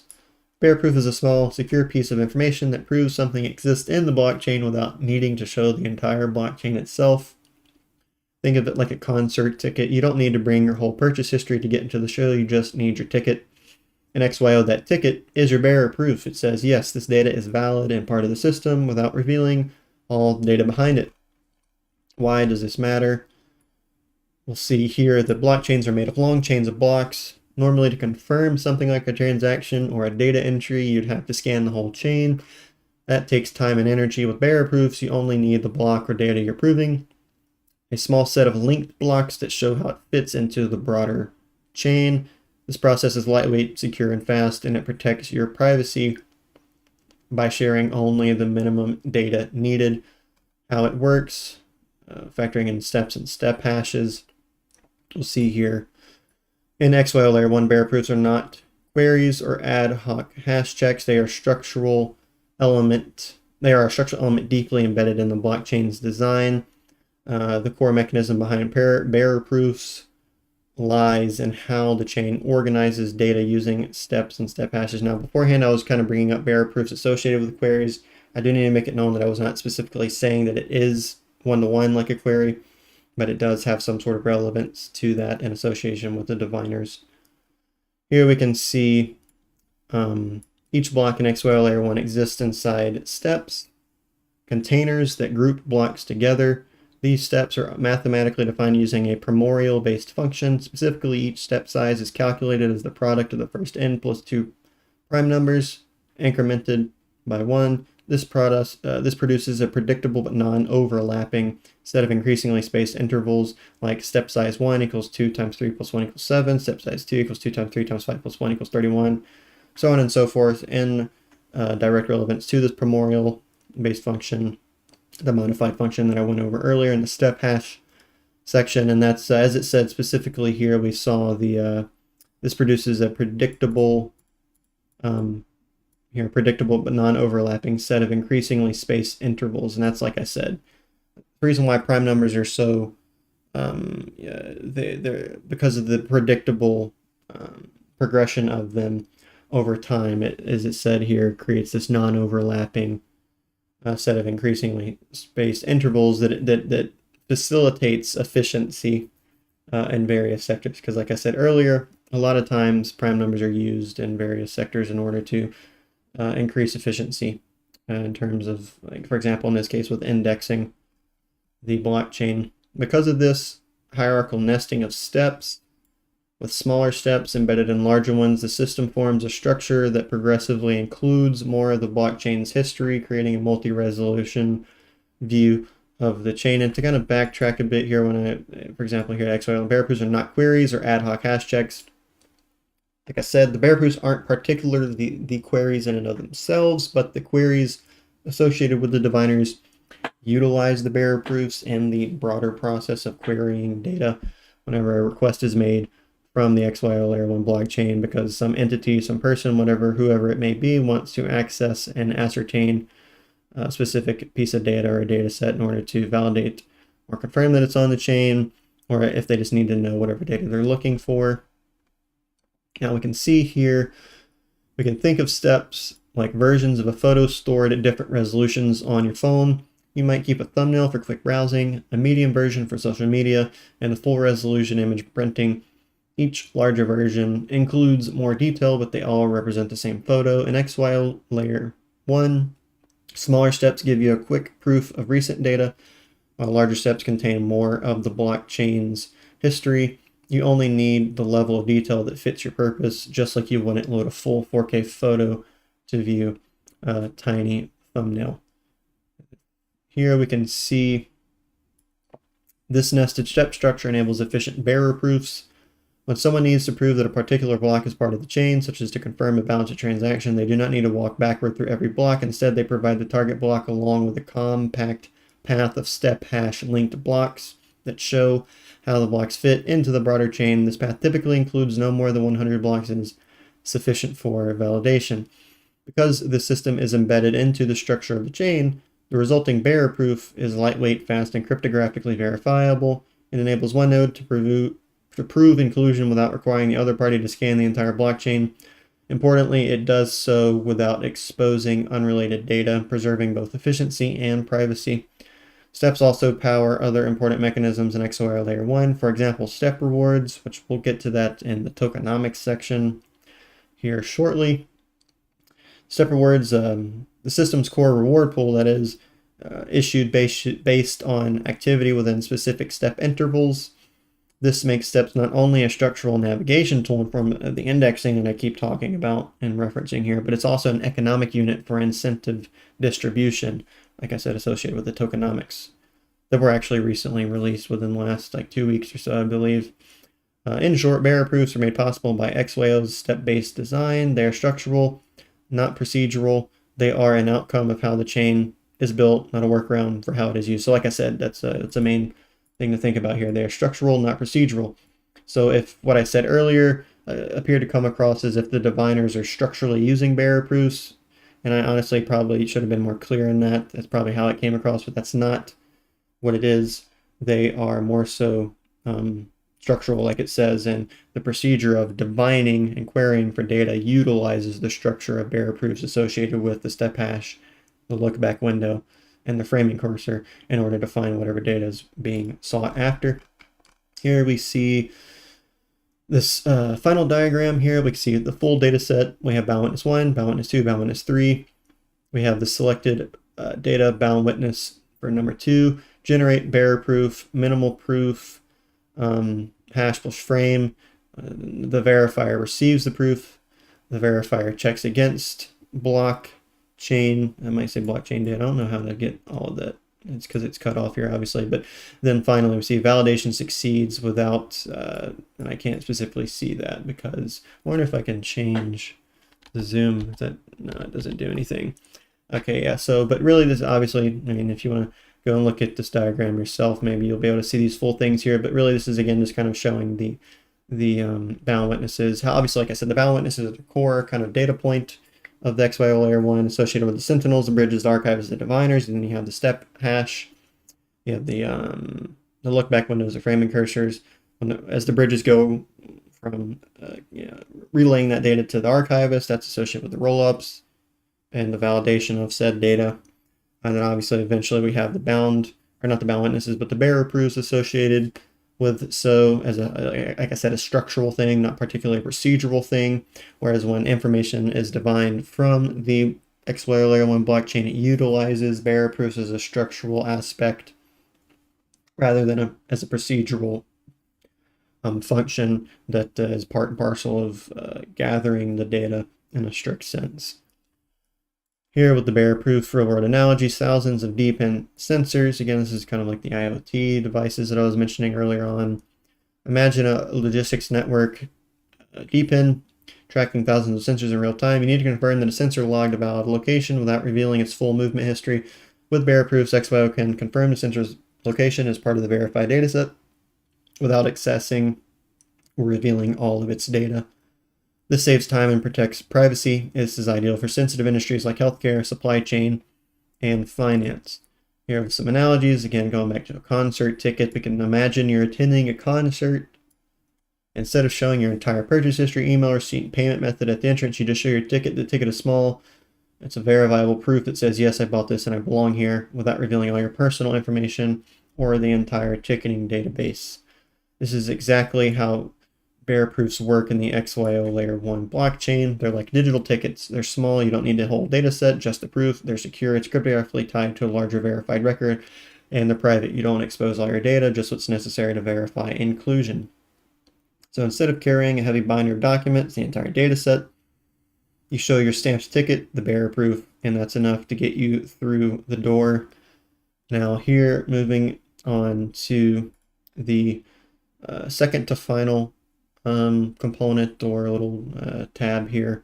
We see the proof of perfect algorithm. Like I said, this was newly introduced with XYO Layer 1. We can see here that more details on proof of perfect will be coming soon. In the meantime, learn about why we created proof of perfect and what to expect from our proof of perfect algorithm. Here with the overview, we see proof of perfect, in short, POP, is XYO Layer 1's novel data ranking and consensus mechanism designed to complement traditional consensus methods like proof of work and proof of stake. Proof of perfect introduces a more adaptive method for selecting trustworthy data, especially chain heads, based on their relative perfectness rather than rigid external rules or majority computation. The current consensus landscape Consensus mechanisms are the heartbeat of blockchain networks. They determine how distributed systems agree on a single source of truth, despite the presence of malicious actors, latency, and asynchronous operations. While existing mechanisms like proof of work and proof of stake have provided foundational approaches to distributed agreement, they introduce trade-offs in energy efficiency, centralization, and security. Proof of perfect offers an alternate path, one focused on comparing the relative merit of data points instead of relying solely on fixed conditions or resource-based selections. The proof of perfect consensus mechanism here is very much so related to heuristic algorithmic functions, whereas heuristics aren't particularly concerned with being absolutely, literally perfect in and of itself, whereas you saw here, moving back up, it's based on their relative perfectness. So like it said, it's more relative to heuristics rather than trying to find absolute conclusions associated with genuine literal perfectness. A lot of the times, like heuristics and heuristic algorithms are basically kind of like shortcuts that are also somewhat relevant to the human experience of intuition. They're basically kind of like computational shortcuts that are also reliable. They're not, like I said, absolutely perfect, because I mean, to get that absolute perfect certainty, typically that's probably going to be associated and rely on the idea of fixed conditions and a specific methodology that's foolproof, that might take a bit more time and a bit more computation to find the data or to reach whatever conclusion is desired. Whereas in the context of proof of perfect here, being relative to that kind of heuristic approach, which is definitely relevant to the data-centric nature of XYO Layer 1. Here we can see this little chart here with consensus. We see proof of work here, proof of stake, the strengths here, proof of work security through computational effort. It's battle tested. Bitcoin is a proof of work. Limitations of proof of work: energy intensive, favor centralized mining operations, is susceptible to 51% attacks. Proof of stake here, the strengths are energy efficient, adaptable, supports faster throughput, but its limitations are that it is susceptible to nothing at stake, stake centralization, and long range attacks. Here we can see proof of perfect is a refinement model for blockchain data quality. It continuously rebalances trust, performance, and fairness in a way that reflects the real-world complexity of decentralized ecosystems. With formalization and field testing, POP, proof of perfect has the potential to anchor high-integrity data-centric networks for the next generation of blockchain applications. New advantages here are going to be comparative scoring. Instead of assuming absolute truths like I've been speaking about, proof of perfect chooses the most trustworthy among many good options. Again, it's relevant to a heuristic approach. Dynamic adaptation. Proof of perfect can incorporate traits specific to use cases, for example, speed for AI, decentralization for DePIN, defense through diversity. It encourages broad participation without relying on energy or wealth concentration. And lastly, attack resistance. Weighted history and randomness limit the deterministic attacks on the blockchain. All right, now here, reaching the last section, wrapping up here with the tokenomics. Here we can see a disclaimer. The below information is based on the draft version of the XYO Layer 1 white paper, which has not come out yet. Soon that will come out basically at the same time that the Layer 1 actually launches its mainnet, leaving its testnet phase, which again, like I said earlier on, is supposed to be in the current quarter before the end of September, but always, potentially that may not happen. Hopefully it doesn't. Best case scenario, it launches this quarter, but we should be open to spontaneity and disruption. But here it says the XYO and XYO1 dual token system powers the economic and security foundation of the XYO Layer 1 blockchain. In the system, XYO functions as a staking and governance asset, securing network integrity through validator node and block producer node commitments. Validator nodes are going to be associated with the bridges that I'll be speaking about shortly, and block producer nodes are going to be associated with the archivist components that, again, we'll get to soon enough. When staked, XYO allows participants to earn XL1, the inflationary utility token used to pay gas fees, base fees, and other things on the coming Layer 1. Also incentivizing block production and supporting data validation processes. A portion of XL fees such as the base fees that I mentioned, is burned, ensuring long-term supply control. Slashing mechanisms protect the network from dishonest behavior, with slashed XYO tokens also permanently removed from circulation by burning. That on top of the already the staking mechanism that will be associated with XYO Layer 1, where we will be staking XYO. You'll be given some sort of whatever the conversion mechanism, the rate is for XYO token stake to getting XL1.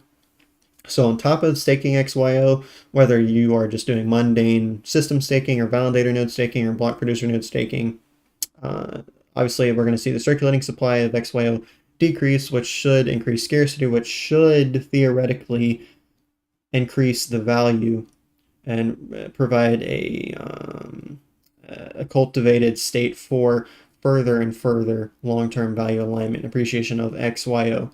So now that, and on top of that being the fact that, as it says here, slashing mechanisms to protect the network from dishonest behavior with slashed XYO tokens permanently removed from circulation by burning, that again is just going to further and further decrease the circulating supply and even in the max supply as well, because obviously these will be obliterated, they're burned, they're gone.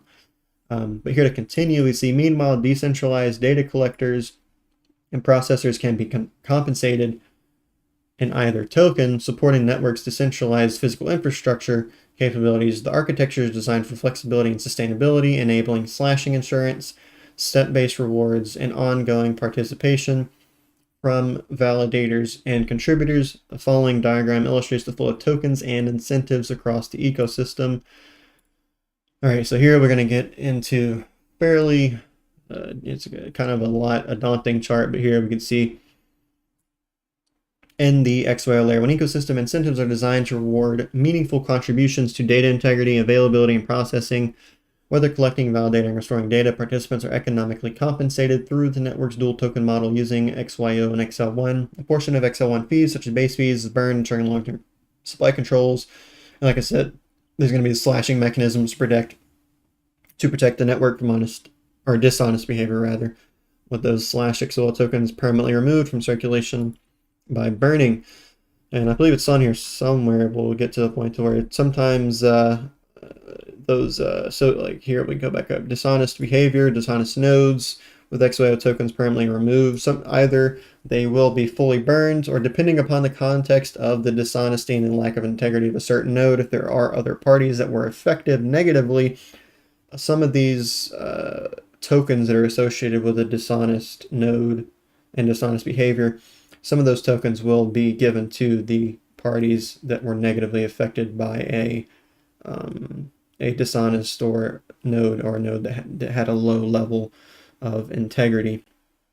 Now here we see with the full chart, we begin here with the XYO user. This goes down into XYO token, buy, owning, and earning. Now, one of the things, whenever XL1 was first introduced and announced, one of the things, really still kind of one of the big reservations, it's really the only reservation I have. I personally think that the symbiotic dual token model is going to be a good thing. That's only if when the mainnet launches, if it's executed properly, and clearly so going forward, XYO Layer 1 specifically continues to be adopted and utilized within the real world by individuals, collectives, entities, so on and so forth. But one of the big reservations I have is the fact that I don't particularly, actually I don't at all want to see XL1 become a token that you can buy on a centralized exchange, or even be able to swap something for it using some form of decentralized exchange, DEX. I really want to see XL1 be something that can only be earned via reward by participating in the XYO Layer 1 network and ecosystem, which brings me to here. You can see XL1 user says buys, owns, earns XL1 tokens. So I don't know if that's just there just because of the fact that it's up here for the XYO token. I don't know if that was just kind of like a copy and pasting. I don't think that there's anything here, which I'll get to it eventually, that says you outright can buy it. I know the main way to get it is to earn it through participating on the XYO Layer 1 blockchain network. But this right here does kind of, where it says buy, kind of gives some concern for me, which I mean, I suppose it's not that big of a deal. It's just a personal one of the reservations that I've had. I just really don't want to see that be something that could be bought. But anyways, to continue here with this flow chart, like I said, XYO user buy, you can buy, own, or earn XYO token. You can stake that XYO token following here. You can stake it as a block producer node. One of the things I mentioned earlier. You can hear following this. So you can stake it as just a mundane general system staker. This is nodeless staking. XYO token can also be staked as a validator node, and this is associated with dishonest node behavior, which, like I said, leads here to slashing invalid items. Slashed XYO can be burned, and then also, like I said, in certain contexts, you will potentially see harmed parties, nodes, whatever it may be, also given some of the staked XYO that was on a dishonest node that had a low level of integrity. All right, so let's see, where do I want to start here? We'll just go to XL1 user. Again, like I said, buys, owns, earns, XL1 token. XL1 pays for XL1 gas fees, other fees. This is a part of the transaction pool. This then leads to XL1 gas and priority fees associated with the block producer node, because the people that are producing the blocks that are after the data has been validated, the archivists, the block producers, index it using the step hash, the lookback windows, and framing cursors, those indexing protocols or mechanisms, which then, you know, tidies up, organizes all that clustered bound witness data that's been validated on levels of integrity and trustworthiness and things along those lines. Then the archivist produces that block into a proper, it finalizes it, includes it within a proper block, and then that block is then added to the blockchain. And obviously the people that are doing this are going to be, you know, paid for their work, which is XL1. Now outside of that, you can see here going up from the block producer here, this whenever a block producer produces a new node, there's going to be a block reward associated with XL1, just like whenever a new Bitcoin block is mined, people are given a reward of Bitcoin associated with the halving, as it's obviously halved over the years. And this contributes a new block reward, the XL reward, to the step reward pool. And then we can see here that also the step reward pool also then gives XL1 rewards to the block producer node. So some is given to the broader step reward pool. Some is also given to the block producer node, just due to their you know, emphatic importance within the blockchain functionality going forward in time as it evolves and becomes larger and larger. Now the step reward pool here is specifically associated with the step hashes, like I was brought up earlier in one of the previous sections.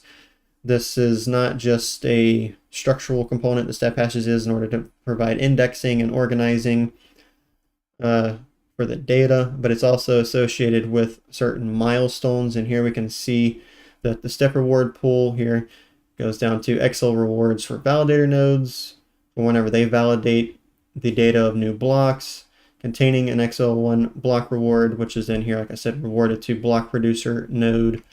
Here we can also see that the step reward pool factors into these, albeit smaller XL1 rewards can be given to system stakers. These are, again, nodeless staking. They're not really doing much within the ecosystem. They're kind of just, you know, generally and mundanely staking XYO without running a node, whether it's a validator node or a block producer node. So obviously they're going to get lesser XL rewards from the step reward pool.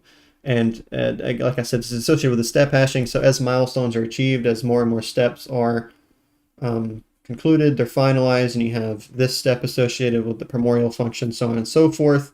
Once those milestones are reached, as the blockchain continues to have more and more blocks added to it, that is what causes this step reward pool to be enacted, associated with it. Like I said here, we can see XL1 rewards for validator node after they validate new block. After, you can see here the block producer node here generates this new block, which is, you know, obviously associated with the validator node and validating the data of such. And then that new block, like I said, contains an XL1 block reward. Some of that's given to the block producer node, which is then fed here through this line, contributing to new block XL1 rewards to the overall step pool. I believe I went over basically everything here. I would encourage you all to go and check this chart out for yourself and to look over it for a bit, because it is kind of a lot at first glance, but it's quite simple and easily understandable once you look at it for a bit and, you know, finally put all this together and connect all the lines and everything. I think it's quite a good chart. But here to continue here, block producers, validators, and step rewards. We'll see block producers earn XL1 rewards for each successfully completed block. A portion of these rewards is automatically allocated to the step reward pool, which accumulates over time and is distributed to both block producers and validator nodes at predefined block height intervals known as steps, which is like I briefly mentioned that earlier. These steps not only regulate large-scale incentive payouts, but also tie into XYO Layer 1 step hashing system, which improves long-range blockchain indexing and performance. While the per block reward decreases gradually every 1 million blocks, the step reward pool continues to grow, offering long-term incentives for persistent network participants. Here we can see block rewards. These are earned by block producers. They're distributed directly, assigned to the producer's configured address. The purpose is to encourage ongoing block creation and secure the network. The frequency of such is every block. Here for the step reward pool, we can see is earned by block producers, chain validators, pending transaction validators, and system stakers, as I was briefly mentioning earlier. The distribution from the step reward pool at milestone blocks, like I said, throughout the step hashing process and that indexing structural aspect and component. The purpose is to incentivize long-term protocol engagement and decentralized network health. The frequency is milestone blocks, step triggers, like I was mentioning. How we reach these milestones, that's associated with the step reward pool, the work that the block producers gave, such as the chain validators, pending transaction validators, and system stakers. They will get their rewards. And like I said, the general system stakers will get less because they're not doing as much work as the block producers, chain validators, and other forms of validators in the network. Here for transaction fees and burning, we can see users will pay XL1 in the form of base fees, gas fees, and priority fees when submitting transactions to the transaction pool. Base fees are burned, removing SL1 from circulation. Gas and priority fees are sent directly to block producers as compensation for processing and including transactions and blocks, as I mentioned earlier. To discourage spam or invalid transactions, the protocol allows fees to be burned or redistributed when the validation fails. Here for the data collectors. Data collectors receive XYO tokens as rewards for collecting and submitting high-quality data. I don't want that to come across as if there is going to be, obviously XYO has a capped finite supply. It's not dynamic or increasing. So I don't want that to potentially come across as there's going to be more XYO thrown into the circulating supply or the max total supply. To continue here, these tokens can be staked into the staking pool, which supports two key node types, block producer nodes and validator nodes. Block producer nodes help generate XL1 tokens, while validator nodes are responsible for validating blocks and the data of such, and the transactions, resolving disputes, and finalizing blocks. Validator nodes can earn both XYO and XL1 for their efforts, particularly when they validate blocks correctly or participate in consensus through the dispute resolution layer. When a validator node behaves dishonestly or fails protocol checks, arbitration can trigger a slashing event, which has already been briefly brought up, associated with the staked XYO of the nodes.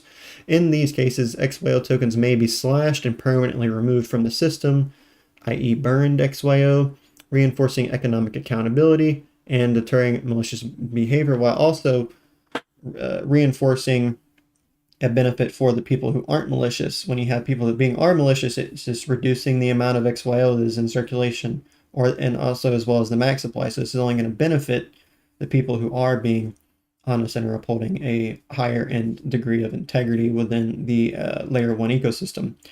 But a portion of slash tokens may also, as I have been alluding to, redistributed or transferred as restitution to other parties, depending on the context of the infraction. Like I said, if there are other participants within the ecosystem that were directly negatively impacted because of a malicious, dishonest, low integrity node, then it only makes logical sense that they should receive some compensation, just like, for example, in a court case or some sort of, if you were harmed in the workplace, you receive compensation because your workplace was, there was a broken ladder in the workplace and you were using that ladder due to the negligence of the company. You broke your leg, so you're going to get compensated because they negatively impacted you due to their negligence and their, kind of like, maliciousness in a loose sense, because they weren't doing what they needed to do to make sure their tools in the workplace are, up to standards.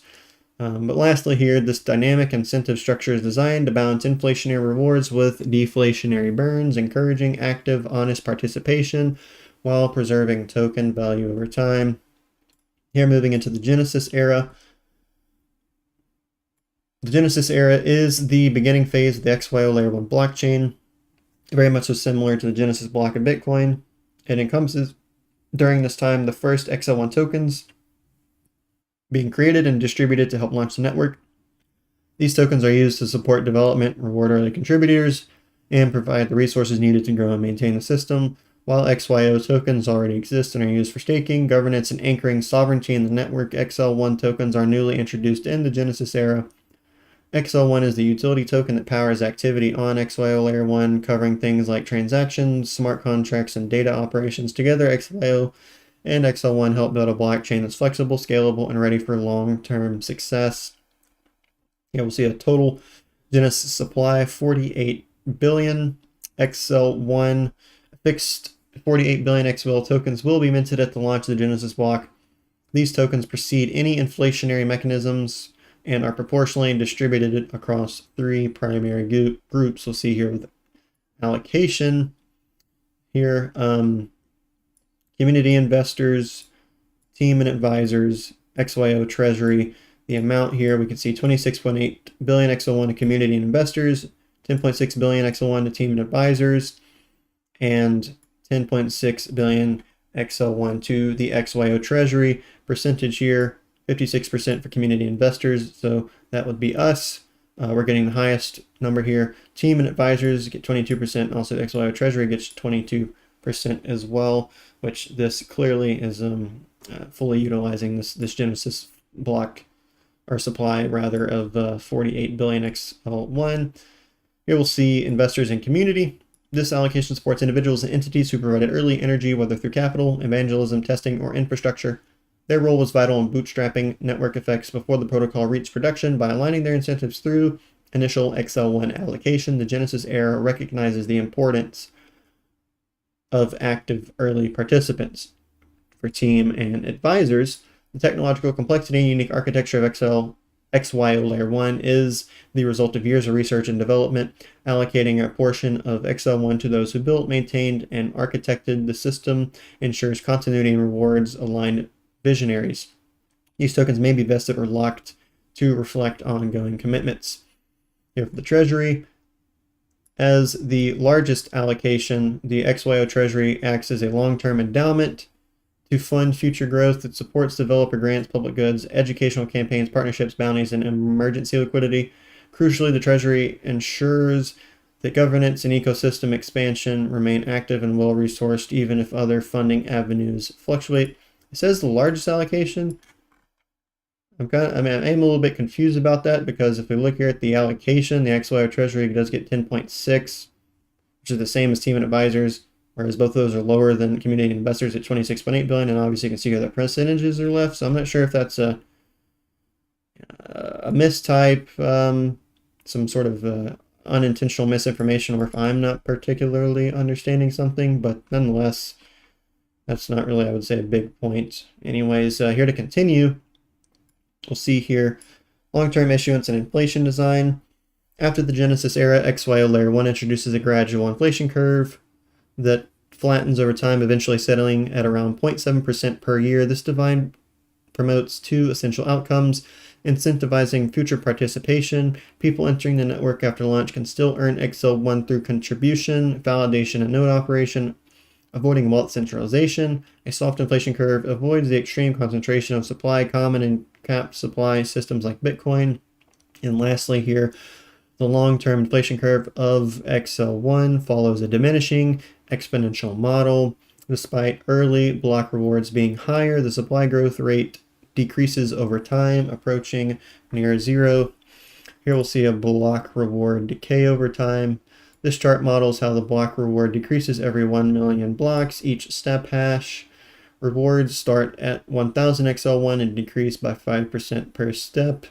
Inflation flattens 2.7% over time. Again, just want to point out the disclaimer. It's based on a draft version of the upcoming XYO Layer 1 white paper, so this is all subject to change as we get closer and closer to the formal launch.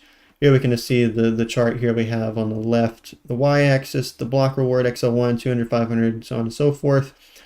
We see generally this is the block reward decay over time. At the bottom here we can see there's not a label here for the x-axis. I'm not sure if this is, it's got to be for maybe time. It's probably associated with each step hash if I had to guess, but I might be wrong. But here you can see the exponential decay rate here. This if there were to be a line drawn right here, you can see that decay over time as the blockchain continues to evolve, associated obviously with the block rewards and over time.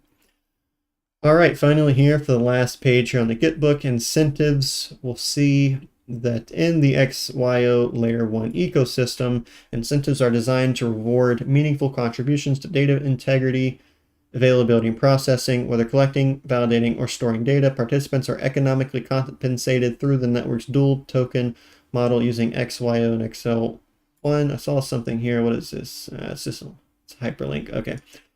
Token-based compensation. While XL1 is often the choice of compensation for on-chain services, off-chain services can also use XYO. For example, XYO's DeepIn ecosystem utilizes XYO as an incentive and redeem item to encourage accurate and valid data production by contributors, data collectors, individuals, or devices that gather real data so that be associated with the sentinels, data processors, nodes, or applications that transform or enrich data so that be kind of associated with the bridges, like the rollups and whatnot. And then we have the data stores, participants who ensure long-term data availability and access. That's going to be associated with the indexing mechanisms like the hashing, lookback window, framing cursor, and also like kind of the bearer proof is the culmination of those as a, like I said, again, a structural thing, not necessarily a procedural thing associated with the diviners. Lastly here, final sentence of this, here we see this, the flexibility allows for a wide range of decentralized services to operate within the network and be appropriately rewarded. Oh my, that was a lot of reading. So that took almost 2 hours and 8 minutes. Hopefully I did a good job. Hopefully you all were able to learn and take away something from this. I wanted to include this as kind of obviously a comprehensive and longer format introduction to get really into the nitty gritty, the proper, for example, if we go here, the glossary, the how XYO or XY Labs is the team, is the entity behind the XYO Layer 1 blockchain, how they're putting it and documenting it on their own words. And this, again, like I said, kind of gives a nice verifiable preface and complex introduction into the simplification of the upcoming portion of the video where I go over my own presentation to, like I said, condense, simplify, while remaining relatively comprehensive and respectful of what the primary source-based information gone over here describes in terms of the structure, function, and components of the upcoming XYO Layer 1 blockchain. But all of that said, I will see you in the next section of this video. All right, so here we are now with my own presentation here in the second portion of the video. Going to be going over, again, the structure and function of XYO Layer 1, detailing the pre-Layer 1 and post-Layer 1 eras of XYO. I will refer to the pre-Layer 1 and post-Layer 1 eras variably. With the pre-Layer 1, sometimes I'll just call it XYO network. And obviously with post-Layer 1, this XYO Layer 1 or Layer 1. Here we'll see the components of XYO Layer 1, already gone over a number of them, mentioned some of them in the previous section of the video when I was going over the documentation in the GitBook. But one of the things, or a number of the things rather, that the GitBook didn't particularly talk about would be points 1 through 7, with the exception of obviously the bound witness. There's some brief mentions here of like proof of origin or proof of location. I myself brought up things like sentinels, bridges, archivists, and diviners, but by the time you get to 7, going into 8, you start to get that transition from XYO network, that pre-layer 1 era, to the post-layer 1 era, XYO Layer 1, where really the first main thing is going to be there starting at number 8, the dual token model with the already well-known XYO, but now with the newly introduced XL1. Then obviously going down further here on this list, you see the rollups that's going to have the bound witness trees, step hash, lookback window, framing cursor, bearer proof, proof of perfect, all of those which were spoken about in the previous section, and then ground truth validation, which wasn't particularly spoken about too much, but it's not really a component or aspect in and of itself. I did conclude it there because it's kind of the goal or the overarching aim of XYO Layer 1 in general and a number of its components.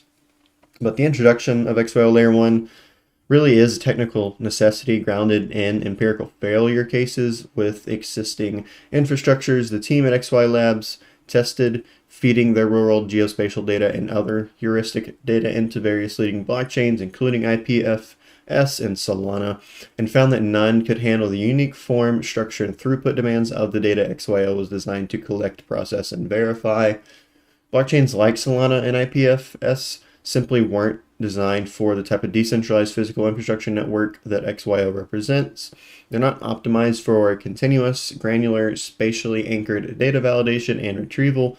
Most general purpose layer 1 blockchains are not designed to handle this kind of high frequency real world geolocated data with embedded trust proofs. They're optimized for financial transactions or simple metadata, not particularly a decentralized Oracle fabric that mirrors the physical world with temporal and locational accuracy. The team at XY Labs avoided, according to the words of Marcus Levin, one of the co-founders, creating this their own layer 1 solution until now. Which obviously a big part of that was the fact that they tested and they fed their data into existing layer 1s, found that it was not handling their data properly. So obviously, rather than just sit around doing nothing, waiting for some savior to come out of the sky with layer 1, which their data that XYO had been collecting could find its home at, they did it themselves. They picked themselves up by their own bootstraps, and they introduced and created their own layer 1 known as XYO Layer 1. And briefly, before I start to get into the next sections, as I was researching and rereading up and watching interviews of people like RHO or Marcus Levin for this video, in one of the interviews I heard RHO speak about the sentinels, bridges, archivists, and diviners in an analogistic sense, where he compared the sentinels to the somatic senses of the body. So like seeing, smelling, tasting, hearing, touching. Obviously, those are going to be associated with their given organs like the eyes, the nose, mouth, so on and so forth. He compared bridges to the nervous system, kind of obviously communicating throughout the body, obviously interacting with those somatic senses and other organs. But then we have the archivists, which would be obviously as to memory, hearkening back to the name of archiving or indexing, as spoken about already with the data on the XYO Layer 1 blockchain. And then lastly, with the diviners, as to the mind most proper, really kind of acting as kind of that upper echelon. And I believe also kind of nicely harkens back to the whole idea of the diviners and them divinating the information from the XYO Layer 1 blockchain. Next here, we'll see the XYO and XL1. This is the symbiotic dual token model being introduced necessarily so with XYO Layer 1. Coming from the own mouth of RHO, he has said that XL1 and XYO each play a distinct role in the network, but neither is complete without the other. This is not a replacement, it is a collaboration. XYO remains the foundation of the ecosystem, and XL1 is engineered to amplify its strength. Think of them as yin and yang, one fixed, the other fluid. XYO is deflationary, its cap supply is designed to secure the protocol and support the long-term health of the network. XL1, by contrast, has a carefully controlled 2% annual inflation rate and is optimized for throughput. It's designed to power the flow of transactions, smart contract execution, and operational incentives for the XYO Layer 1 blockchain, But as the network scales, a portion of XL1 will be burned through transaction fees to offset inflation and make XL1 deflationary through usage. XL1 handles the day-to-day mechanics of the network. It moves quickly, flexibly, and often, but it only works because it's backed by something more enduring. To earn XL1, users will stake XYO. This means that while XL1 is circulating, a significant amount of XYO is being locked up directly into the blockchain. This isn't just a means of accessing utility, it's a long-term mechanism for reinforcing XYO's role and value. Earning XL1 begins with staking XYO. Participants who stake their tokens help secure the XYO Layer 1 blockchain and are rewarded with XL1 over time. This structure supports two important outcomes: increased long-term commitment to XYO Layer 1 via staked XYO, and a steady supply of XL1 available to those actively contributing to system performance. As XL1 becomes a necessary commodity within the XYO Layer 1 blockchain, we expect a substantial portion of XYO circulating supply to be locked up into the protocol. This affirms the XYO token's continued position as the heart of the ecosystem, and because XL1 is the mechanism that makes this lock-in valuable, both tokens reinforce each other. It's also too important to recognize that XYO plays a vital role beyond staking. It remains the operating token for edge nodes, data collection, and other participation across the broader XYO ecosystem. While XL1 is native to the Layer 1 blockchain, XYO is still the token that powers the rest of the network. Participants will be rewarded with XL1 for mining blocks inside the XYO Layer 1, but they will be rewarded for the network participation and data contribution, validation, and verification with XYO. Network health isn't the result of a single component, it's the product of a system working in harmony. XL1 and XYO are co-designed to create that system. XYO is the root token of our systems. Together they create balance, one supporting stability, the other enabling activity. The two tokens are expertly engineered to be interdependent. XL1 powers the system as XYO anchors it. Now, something that I've said in the past when going over this new symbiotic dual token model is bringing up the whole idea of the very term itself, symbiosis. If you think about DNA and how it's got that chiral relationship between one strand and the other strand. If you think about the philosophical principle of the dyad, the duality, the dichotomy, where you have the forces of good and the forces of evil, or the force of order and the force of chaos or disorder, contradictory as they may seem, or oppositional as they may seem on the surface level, without one or the other, we would not really at all have the form of reality that we live in currently within the physical universe. Obviously, there needs to be some sort of balance, some sort of equilibrium or harmony between this and that, two things which are opposite, which really, when you dig into them at a deeper level, you realize that they are inextricably linked and connected in a chiralic relationship, a term that I like to use, which I haven't seen it used anywhere, is the whole idea, if you think about a dichotomy, but a chirotomy.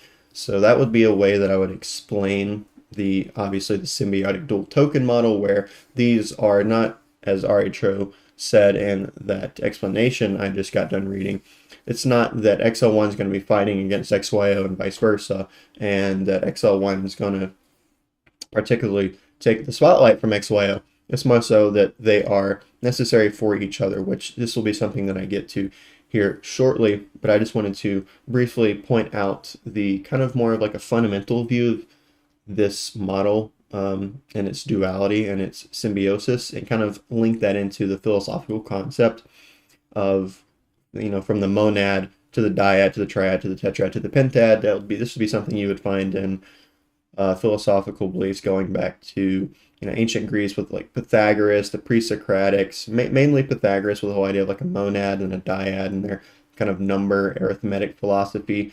You'll find a lot of stuff about dualism and such related in Plato's work, and then obviously going forward from then you had Middle Platonism and Late Platonism. Late Platonism, also known as Neoplatonism, but mainly with Plotinus and then Porphyry, Proclus, and Iamblichus. But that aside, to move on here. Here we're going to see tokenomics, should XL1 be a concern. And the first thing I want to say is that the dual token model is by no means a new thing. It's not completely novel. What XYO is doing here is not something that's never been done before. It's been done by various blockchains before, such as VeChain or Theta and other blockchains as well.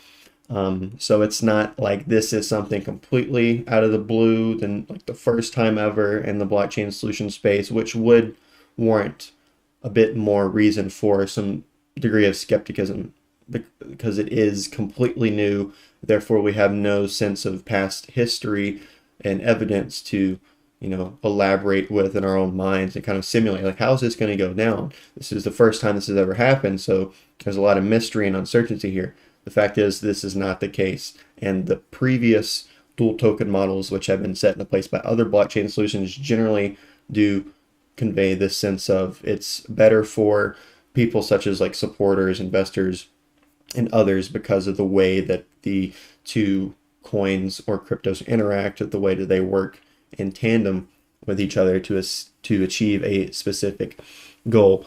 But for me, when it comes to the dual token model, there's been a lot of accusations to this model. One specifically being the fact that as XYO being the parent company backed by XY Labs, that's a publicly traded company with tokenized assets, and their financial status is completely public, super transparent, they're audited.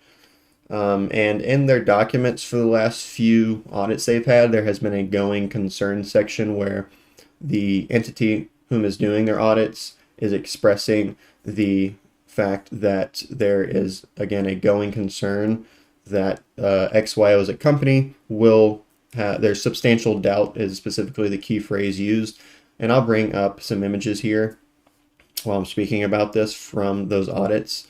And it goes back to like older audits, not just, for example, 2024, 2023. This has been something that's been in the audits for a few years at least, yet we still see XYO around. They are still obviously, and you have to think about the fact that they had to create their own layer one, so that likely obviously needed some degree of allocation of resources, probably a pretty substantial amount if I had to guess. So that's also something to think about as well. But the fact that this has been in their financial audits for at least 2 years, maybe 3 or 4 going back. I know for a fact 2023's had it.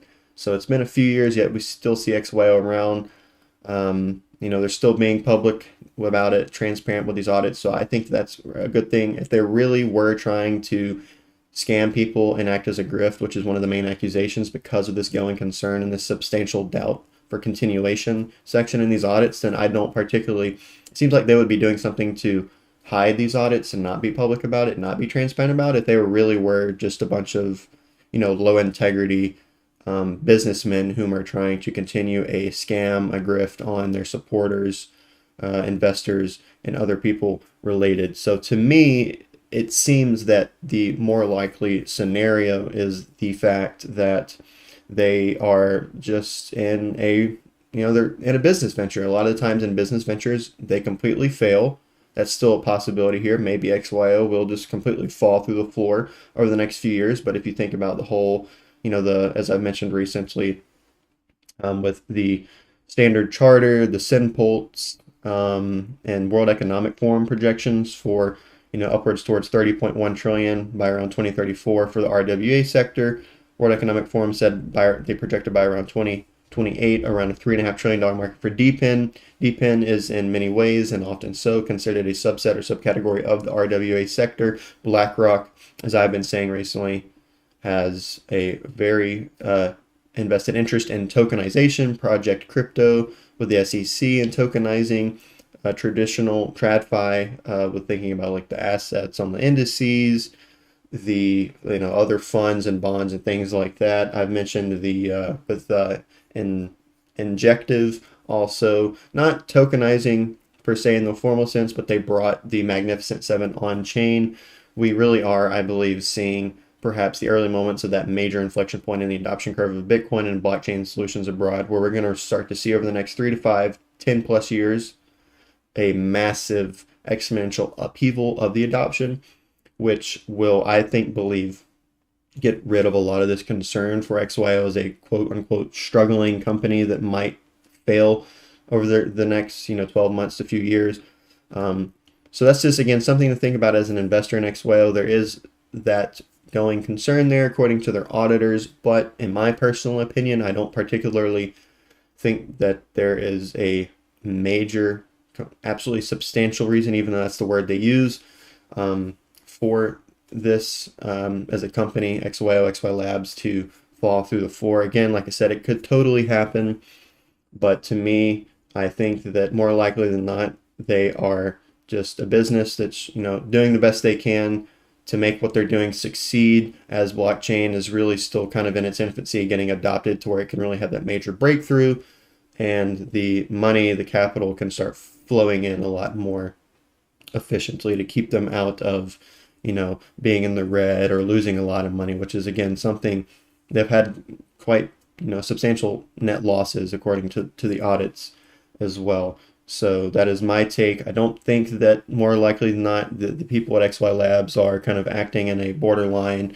if not totally sociopathic manner, where they're just a bunch of, weasel-like leeches they know what they're doing. They understand that what they're doing at this point is scamming and grifting, and they're kind of just trying to suck out as much capital and liquidity of anybody for as long as possible. I think that is less likely than the situation of them being people with integrity that are just kind of in a rocky stage of a business venture. But my specific monologue on all of this pertains to, obviously, I think the symbiotic dual token model devised by the team at XY Labs is an ingenious and deliberate design crafted to foster long-term value appreciation for XYO. More than a matter of protocol architecture, this model reflects a deep respect for the original social contract made with early investors and adopters of XYO. To me, this is one of the main counterpoints against XYO, or XL1 specifically, because this is one of the arguments by people that accuse XY Labs of being a failing company, such that literally the only reason that XL1 was introduced was to basically just for a cash grab, because they're failing and they're just going to start printing XL1 willy-nilly whenever they want, because they need money or capital. But there's also the idea of the fact that, as I already spoken about, that there are protocols set in place to manage the supply of XL1 so it doesn't go completely buck wild and rampant. So that also kind of goes against the point of XYO specifically introducing XL1 just so they can print it whenever they want, so they can have the money they need. Fundamentally, XYO is a deflationary token with a fixed supply, while XL1 is an inflationary token with a dynamic supply. This bifurcation is not arbitrary, it is essential. Had XL1 not been introduced, the burden of supporting high throughput, scalable blockchain infrastructure for data-intensive industries would have necessarily fallen on XYO. This would have required altering XYO's economic profile, making it inflationary, dynamic, and mutable, therefore eroding its identity and undermining its original investment thesis. Such a change would have violated the foundational expectations set since XYO's inception in 2018. Not only would this have disenfranchised early holders, but it would have also compromised network performance, as a single token system would struggle to meet the complex demands of industries such as AI, logistics, healthcare, telecommunications, and beyond. And again, just to mention it, this whole idea of a dual token model is not new by any means. Had XYO subsumed the responsibilities now shouldered by XL1, the consequences would be twofold. The token identity of XYO would be fundamentally altered, becoming unrecognizable to its original supporters. The Layer 1 blockchain would likely suffer from inefficiency and underperformance, incapable of delivering the scale and throughput required. Thus, this dual token model is not just an optimization, it is a necessity on two critical fronts. One being the investor alignment and integrity. It preserves the integrity of the original XYO contract by maintaining its deflationary fixed supply nature, safeguarding long-term value for early adopters. Because you have to realize, as I already said, if XYO would have remained the same token, it would have had to take on some changes, take on some characteristics that now XL1 is having in order to become, so that the blockchain itself could function properly. So, I mean, really, to kind of get that, just hit it right to the home here, XYO would have had to take on inflationary and somewhat dynamic supply.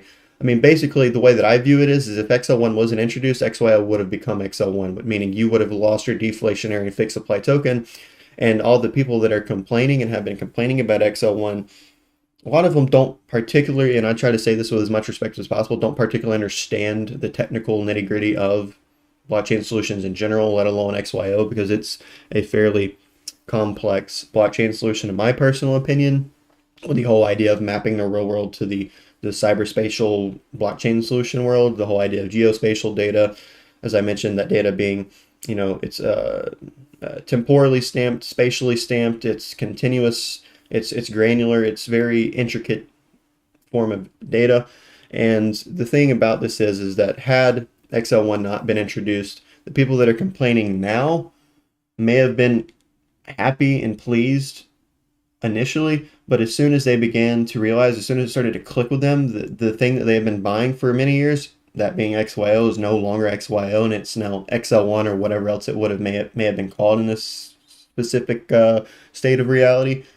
I mean, that would have been the worst thing that they could have done, is not introduce XL1, and I don't really know how to get that point, hit out of the park as a home run is better, than I just did, other than to say that if XL1 would not have been, XYO would have no longer existed, because the very identity of it would have had to have been significantly altered.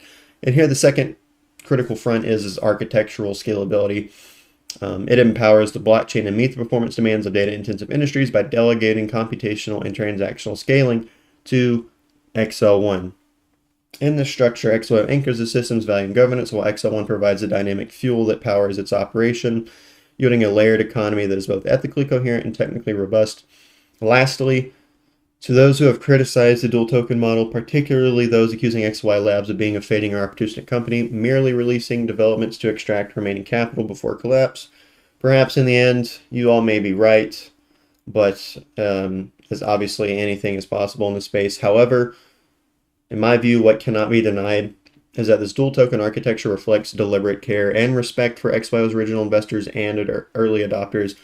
Far from being a cynical cash grab, the structure preserves the integrity of the original token while enabling the protocol to scale into a new era. In fact, I go as far to say that with near certainty, the motivations behind this model were centered on the long-term alignment with supporters, not the short-term enrichment of its creators, because they may or may not be, due to these certain accusations, a group of people who are continuing a grift, continuing a scam, and operating off of a very low sense of integrity that may or may not be basically, antisocial, sociopathic. They're just being manipulative, they're lying, they're putting up a front. And I don't think that is the more likely than not scenario. Obviously, that is, it happens all the time, especially in kind of the business world, and especially within blockchain solutions. If you think about the whole meme coin space, and all of the coins that people like influencers, social media influencers, if you think about the Hawk2a girl, and you think about FaZe Banks with MLG and various things, and like all the streamers that are, these social influencers that are, I think, quite distasteful, putting out all these coins, knowing what they're doing just to make a bunch of money in the short term, rug pull the coin and dump it, and then everybody that was, thought that it was a good thing and trying to make money off of it kind of in a communal sense, got screwed over. But ultimately, the system here for XYO, this dual token model, was designed not to devalue or dilute, but to uphold and extend the very foundation upon which XYO was built.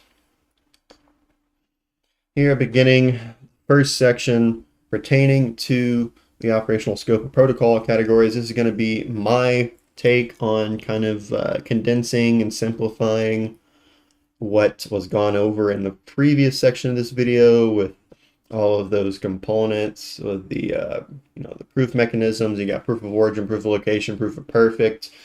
Then you have obviously proof of perfect is something that's new coming with XYO Layer 1. Then you had the step hashes, the lookback windows, and all those various other components, which I'll be getting to here. But starting off here with sentinels, actively forming the bound witnesses, again, kind of like that core kernel or artifact, that main data point, which all of these kind of functional, whether they're structural or procedural aspects of the XYO Layer 1 blockchain. Without these bound witnesses, without the core data, then it's obviously all these functions and protocols are useless. They don't have anything to work with. They don't have any media to work with. But by collecting and signing the data according to these bound witnesses and the sentinels, thereby embedding the proof of origin, that's verifying source authenticity, and if applicable in certain contexts, you got the proof of location that's validating that location data, and this is going to be occurring at the initial creation phase. By the time we get to bridges, this is after the formation. The sentinels send the bound witnesses to bridges, which are then relayed to the network. During this transition, proof of perfect validates the bound witnesses. Now you can think about them just as like a bound witness or a bound witnesses, like a cluster of bound witnesses.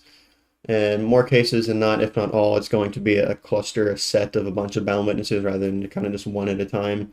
That kind of also factors into the idea of rollups and the bound witness trees. But the proof of perfect validates the bound witness through network-wide consensus. For example, this is cross-referencing the data of other sentinels, ensuring high confidence accuracy before block finalization. Ground truth validation is the conceptual goal achieved through proof of origin and proof of location at the sentinel level, and proof of perfect extending to the validatory level associated with the bridges as they relay that information to the archivists. Now here, entering into the proof of perfect extension associated with bridges that transition to the archivists, we see that proof of perfect operates, I believe, post-formation. As kind of a caveat here, I do want to make it known that obviously I'm not a primary builder or designer of XYO Layer 1.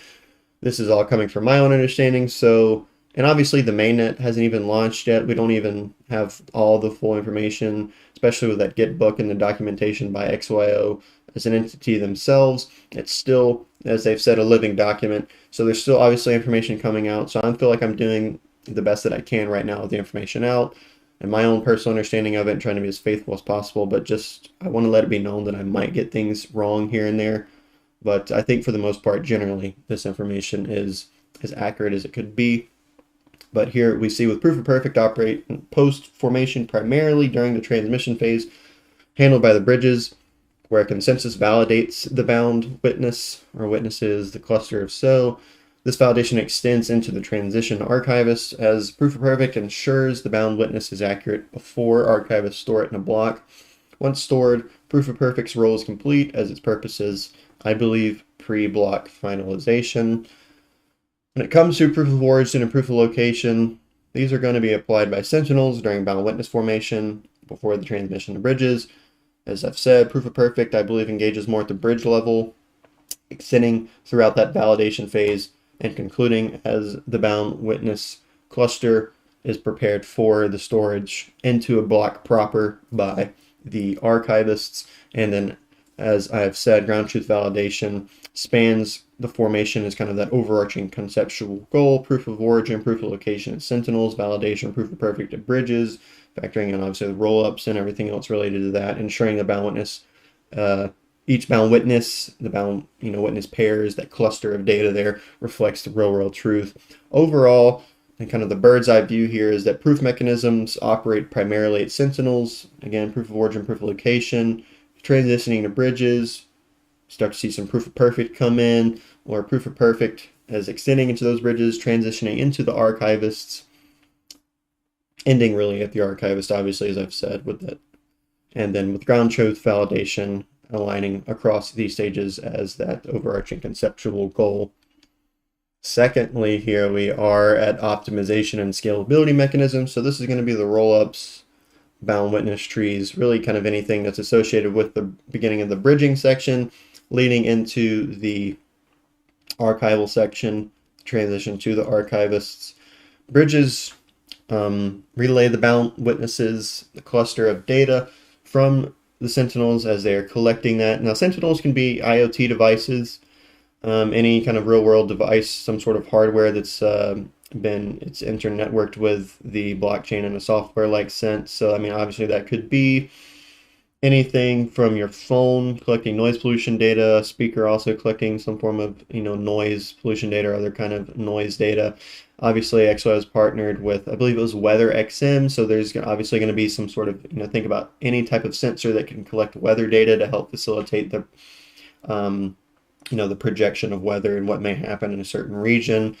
I mean, clearly, as I've said plenty of times, and I'm sure a lot of you are probably already well aware of the use cases of XYO, now going into the era of XYO Layer 1 are insanely far-reaching, spanning all the way from kind of the healthcare industry all the way to the energy sector. And in between, you could have telecommunications, logistics, AI, machine learning, so much, just because XYO Layer 1 is data-centric. It's concerned with data information. I mean, that's literally kind of the bedrock of human society. I mean, you think about also language is really just it's a medium carrying media that conveys meaning, and embedded with that meaning is purpose, and that's really kind of the whole idea of data and information, obviously so in and of itself.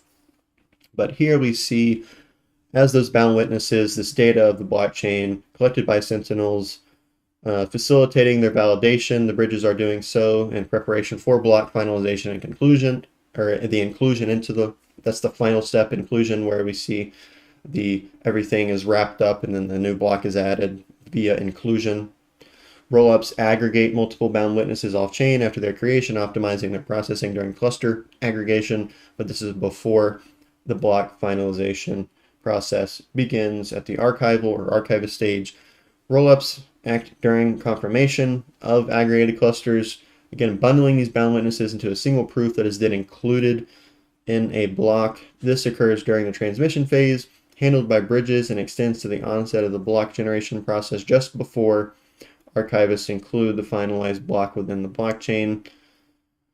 Now, my take here, again, is that rollups operate post-formation. That's after the sentinels create bound witnesses. I think that's also very clear as well, according to the GitBook and other existing information. But this is also going to be pre-block finalization as well, aligning with the bridge's role in relaying data and the network's role in confirming the aggregated clusters that compose the blocks. Archivists index and store the block after rollups aggregation. So the transition to archivist is the endpoint of rollups action. Bound witness trees, BWTs for short, are a specialized rollup mechanism aggregating these multiple bound witnesses into a hierarchical tree-like structure, creating an avenue for validating an entire group via, as spoken about in the GitBook, the root hash of a BWT. And this further reduces on-chain costs, just makes things more efficient. It's really the main goal. Scalability is also going to be a part of this as well. Whereas we see the BWTs operate at the level of bridges during transmission and extend to the onset of the block generation process, aligning with the transition to archivists for indexing a validated cluster. The archivist generates that finalized block, that indexed block, from the validated, partially organized but pre-indexed cluster produced by the bridge process. The way that I was thinking about it as I was reading and rereading about all of this stuff is that as we obviously have the sentinels collecting the data that's sent to the bridges, and from the transition from the bridges to the archivists, you can kind of think about this aggregated cluster of bound witness data as kind of like a ball of yarn. It's somewhat organized, but there's still a bit of disorder there that's not fully effectuated just yet. And by the time we get to the archivist, that final process of organization is applied. There's that total order set that's indexed, and you can imagine it kind of like a ball of yarn transitioning to the archivists. The archivists grab it, they wrap it up in a nice little box, they put a bow on top of it, they're about to do their thing, and they're going to completely order it and index it.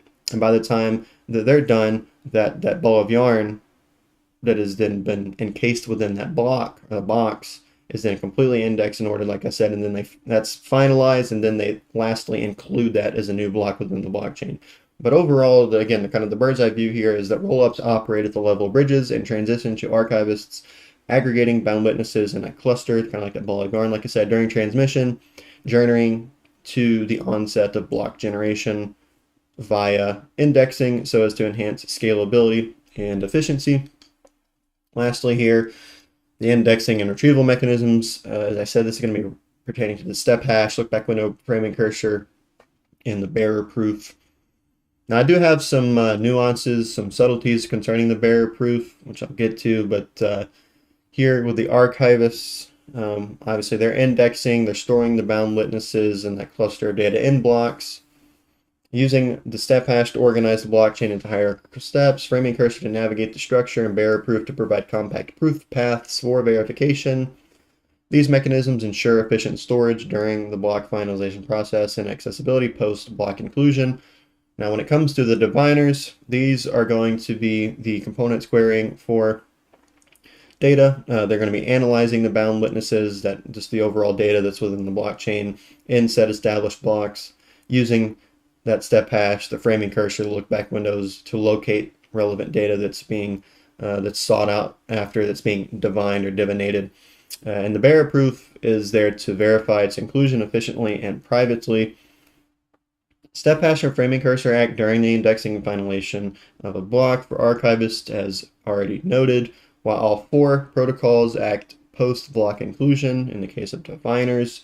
Now, it's not in the sense for diviners that it's kind of an active, working. Obviously, the step hash, framing cursor, the lookback window, the bearer proofs of, well, I'll exclude bearer proofs for now. I'll get to that here in a moment. But the step hash, the lookback window, and framing cursor, they've already been applied to the block, and now after the fact, the diviners are kind of using that blueprint again. There's kind of those already pre-indexed operations that are going on in order to find the data more efficiently. I mean, it goes back to the various real-world examples or analogies explained on the GitBook page. For example, that one about going to a grocery store and you have kind of like this, AI assistant as you enter the door that can point you specifically. Not only do you have the rows labeled, obviously with like dairy, going to find oat milk, but that AI bot, that digital assistant there, or whatever it may be, can point you directly to the specific shelf, and that's kind of what the framing cursors are doing here.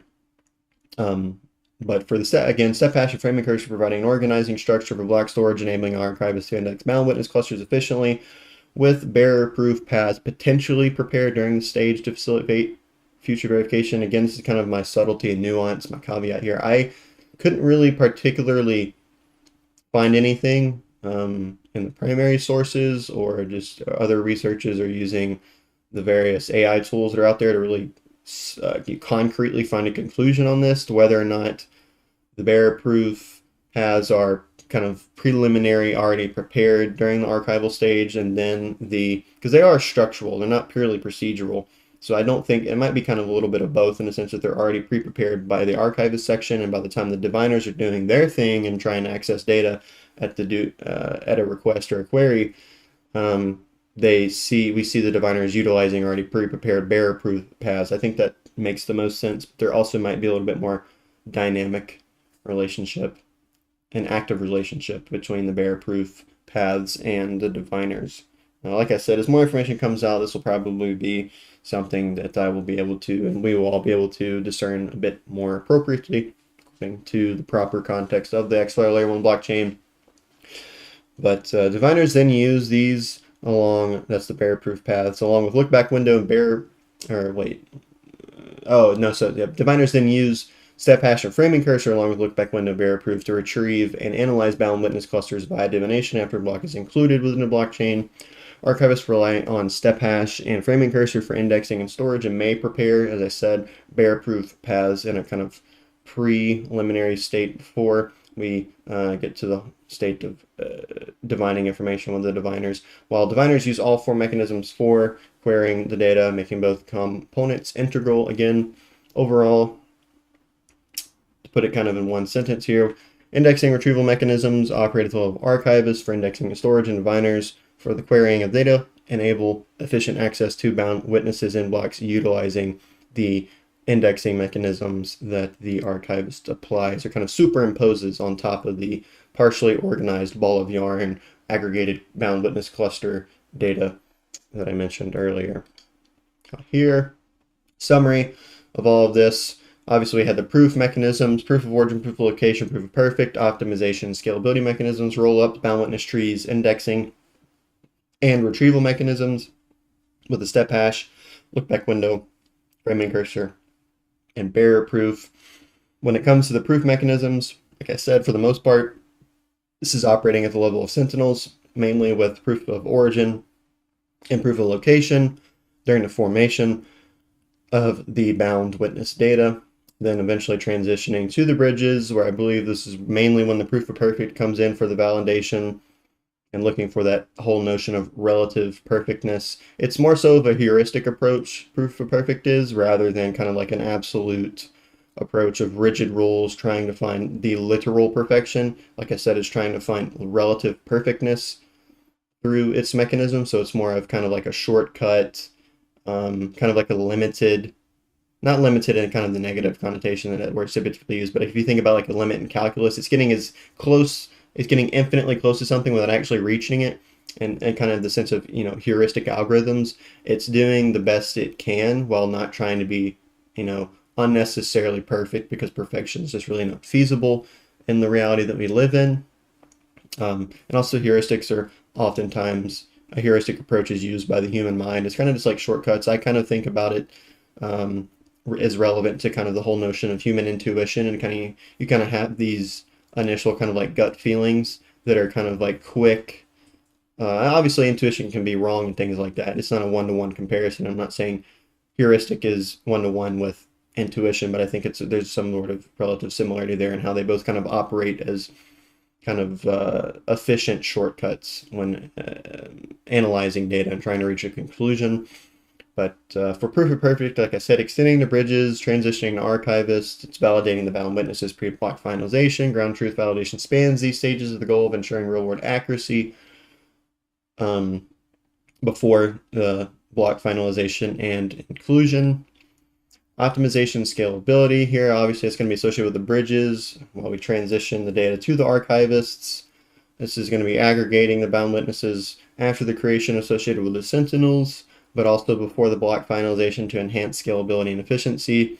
When it comes to the archivist, obviously, I feel like this is probably the most simple one to garner or to wrap your head around, due to the fact that it's just, it's an indexing and retrieval mechanisms. It's superimposing a structure on top of the data in order to make it neat and orderly, easy to find when you need to do that in order for it to be retrieved by the diviners. And obviously the archivists are doing their thing, pre-block finalization, which leads into the finalization of that block once they're all said and done, and then they include that block into the blockchain so that diviners, when they query for bound witnesses, the data artifact of the XYO Layer 1 blockchain post-block inclusion, they can do so in a efficient, scalable, and an efficient, scalable manner that doesn't, override the network because it's clunky and slow and things along those lines.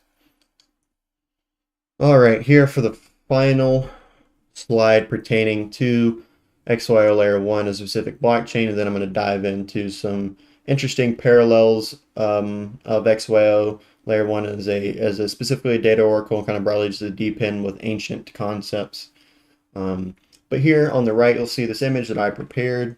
It is basically just a condensed image. It presents a simplex. You see that geometrical shape there. You see the sentinels, the bridges, the archivists, the diviners, and at the center of that, you have the bound witnesses as the central artifact, that the data, the stuff which, the XYO Layer 1 blockchain and all of its protocols is having to use. Because, if you think about the sentinels, the bridges, the archivists, and the diviners as the medium passageways, you need media, you need things, you need stuff, you need information, data traveling along these media, or these medium passageways, so that it's no different from like a train as kind of, on train tracks, kind of like standing in for the whole idea of a medium. The train needs its fuel, its coal, so on and so forth, in order to do its objective, in order to continue to move. In order for the XYO Layer 1 blockchain to come to life, it needs sentinels to collect data, i.e. bound witnesses, and then obviously that factors into the bridges doing their thing, archivists, diviners, so on and so forth. But overall, these surrounding protocols that encompass the bound witnesses, this core data artifact, are helping facilitate, support, and enhance the creation of said data, the management of so, and also the application of so in the context of diviners or divination. But when it comes to the sentinels, they're generating obviously the bound witness data that's related to the bridges. This forms a validated cluster ready for block finalization. Archivists are indexing and finalizing this validated cluster as a block. Like I said, think about kind of like a ball of yarn. It's partially organized. It gets put in the hands of the archivists. They put it in a nice box, and they start going away at what they're doing with their indexing and finalizing the product, which is then included within the blockchain. This process repeats as we continue to see the blockchain evolving, progressing, becoming bigger and bigger, more data over time, being further and further built, enabling the diviners to query for data for real-world applications via divination. Now also on that right image, you'll see here there I also below the model really, and again, that geometrical shape you see there, that is known as a 5-cell or a pentachoron. It's just a fourth dimensional variant of the tetrahedron. The tetrahedron being one of the most simple five platonic solids. It's associated with the element of fire, according to Plato, and obviously kind of just generally throughout the Platonic tradition. And what's also interesting about the 5-cell or the pentachoron is that it's a 4D simplex. It's a polytope. Now, a polytope is just an n-dimensional object. It could be 3, 4, 5, so on, in whatever dimensions. But this is specifically a fourth-dimensional object that you're looking at that is projected in a three-dimensional space, which is the very reason why you can actually see it on your screen right now. Ultimately, what you're seeing is not the true object in its most essential state. You're seeing it kind of,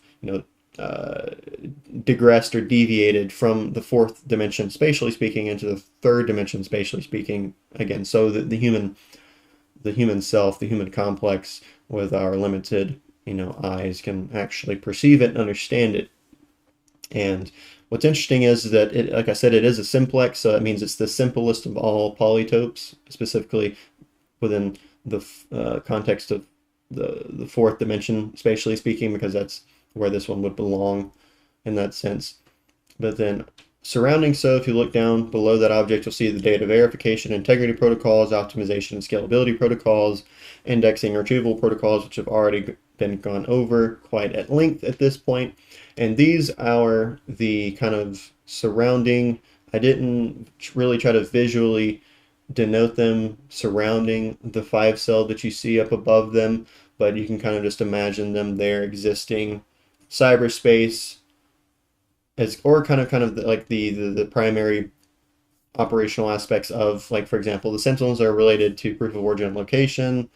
Bridges start to really factor in that proof of perfect, and obviously with rollups and bound witness trees and the archivist, step hatch, framing cursor, lookback window, bearer proof, and then also with the diviners utilizing really all of those, because without the data verification and integrity protocols, without the optimization and scalability protocols, and without the indexing and retrieval protocols, the diviners would not really be able to do their job at all, especially even more so in an efficient, scalable manner that needs to support data-intensive industries that XYO Layer 1 is attempting to cater to. Now, here to bring up some drawings here, I'm going to draw, so just to kind of give a flow model here using this image. So like I've been going on about the sentinels, we start here. This is going to be any form of kind of hardware device that's interacting with the XYO Layer 1 blockchain.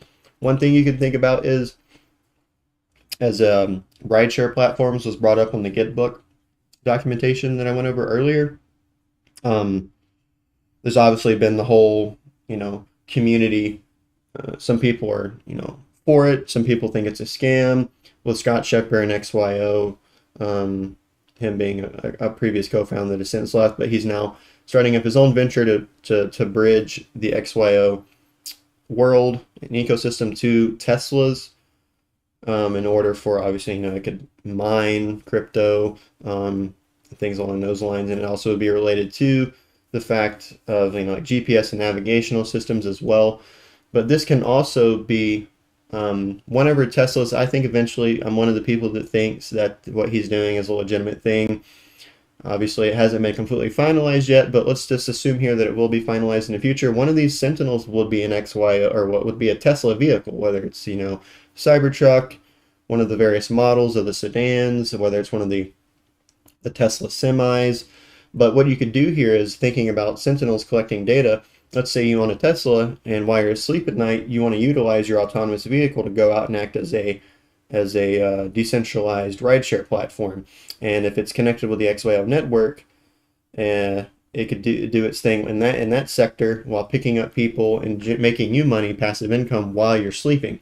So a Sentinel, just to give one example here as I'm diagramming this out, a Sentinel here could be an XYO or a Tesla vehicle powered with XYO and XYO Layer 1 blockchain, collecting data and also getting paid for it at the same time.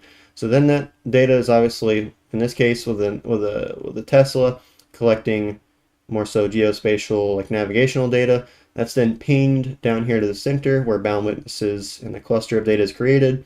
That's then pinged a signal or message is sent to the bridges. They then relay it through their signal or message pinging to the archivist. That's obviously we got the rollups and the data is being validated, optimizing it in certain ways, and then reaches the archivists. After validation has gone through, we got proof of perfect. We've got a partially ordered cluster of data. Again, think about the ball of yarn. Ball of yarn here at the archivist gets put within a neat little block or box.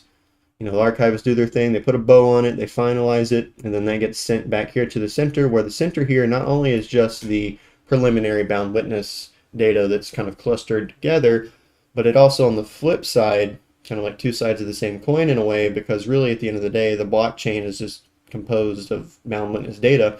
The center of this 5-cell also represents the blockchain as it evolves. So at first it's just aggregated bound witness data that's being sent to the bridges, and then finally after the archivist, it's all this data that's been processed in the various ways and indexed becomes finalized and then included as a said and done formal block on the blockchain.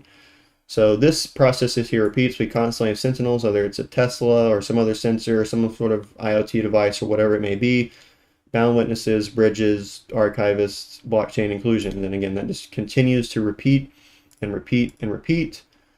And as that's happening, we would have people in the real world using the divination protocol here, or the component, to ping or send a message to the blockchain here at the center and query for data. Obviously, it's going to be utilizing all the indexing. It's going to use like the bearer proof in order to quickly, efficiently, in a scalable manner access the data of the XYO Layer 1 blockchain and then return that data here at the center from the blockchain back to the diviners here, so that whoever is seeking after whatever data they're looking for, again, that could be it could be patient records at a hospital, lab reports, vaccination status, whatever that may be. It might be like law firm data for a client that they have, whatever court cases they've gone through. I mean, anything, obviously going to the energy sector, telecommunications, monitoring, logistics, data and information, and those kind of supply chain tracking and things along those lines. But again, really kind of just to sum this up here, again, this image on the right is the kind of literally shoving everything I've gone over up until now into one image in a concise, condensed, simplex manner, providing a geometrical model to convey the flow of data, how it's generated, how it's bridged to the chain, validated, optimized, how it's indexed by the archivist, and then included within the blockchain, and then the diviners divinate information to really apply those real world use cases. And what's interesting too is that I didn't come into making this presentation and this video with the idea to try to kind of force or fit the sentinels, bridges, archivists, diviners, and really just XYO Layer 1 onto this geometrical model that I'm using.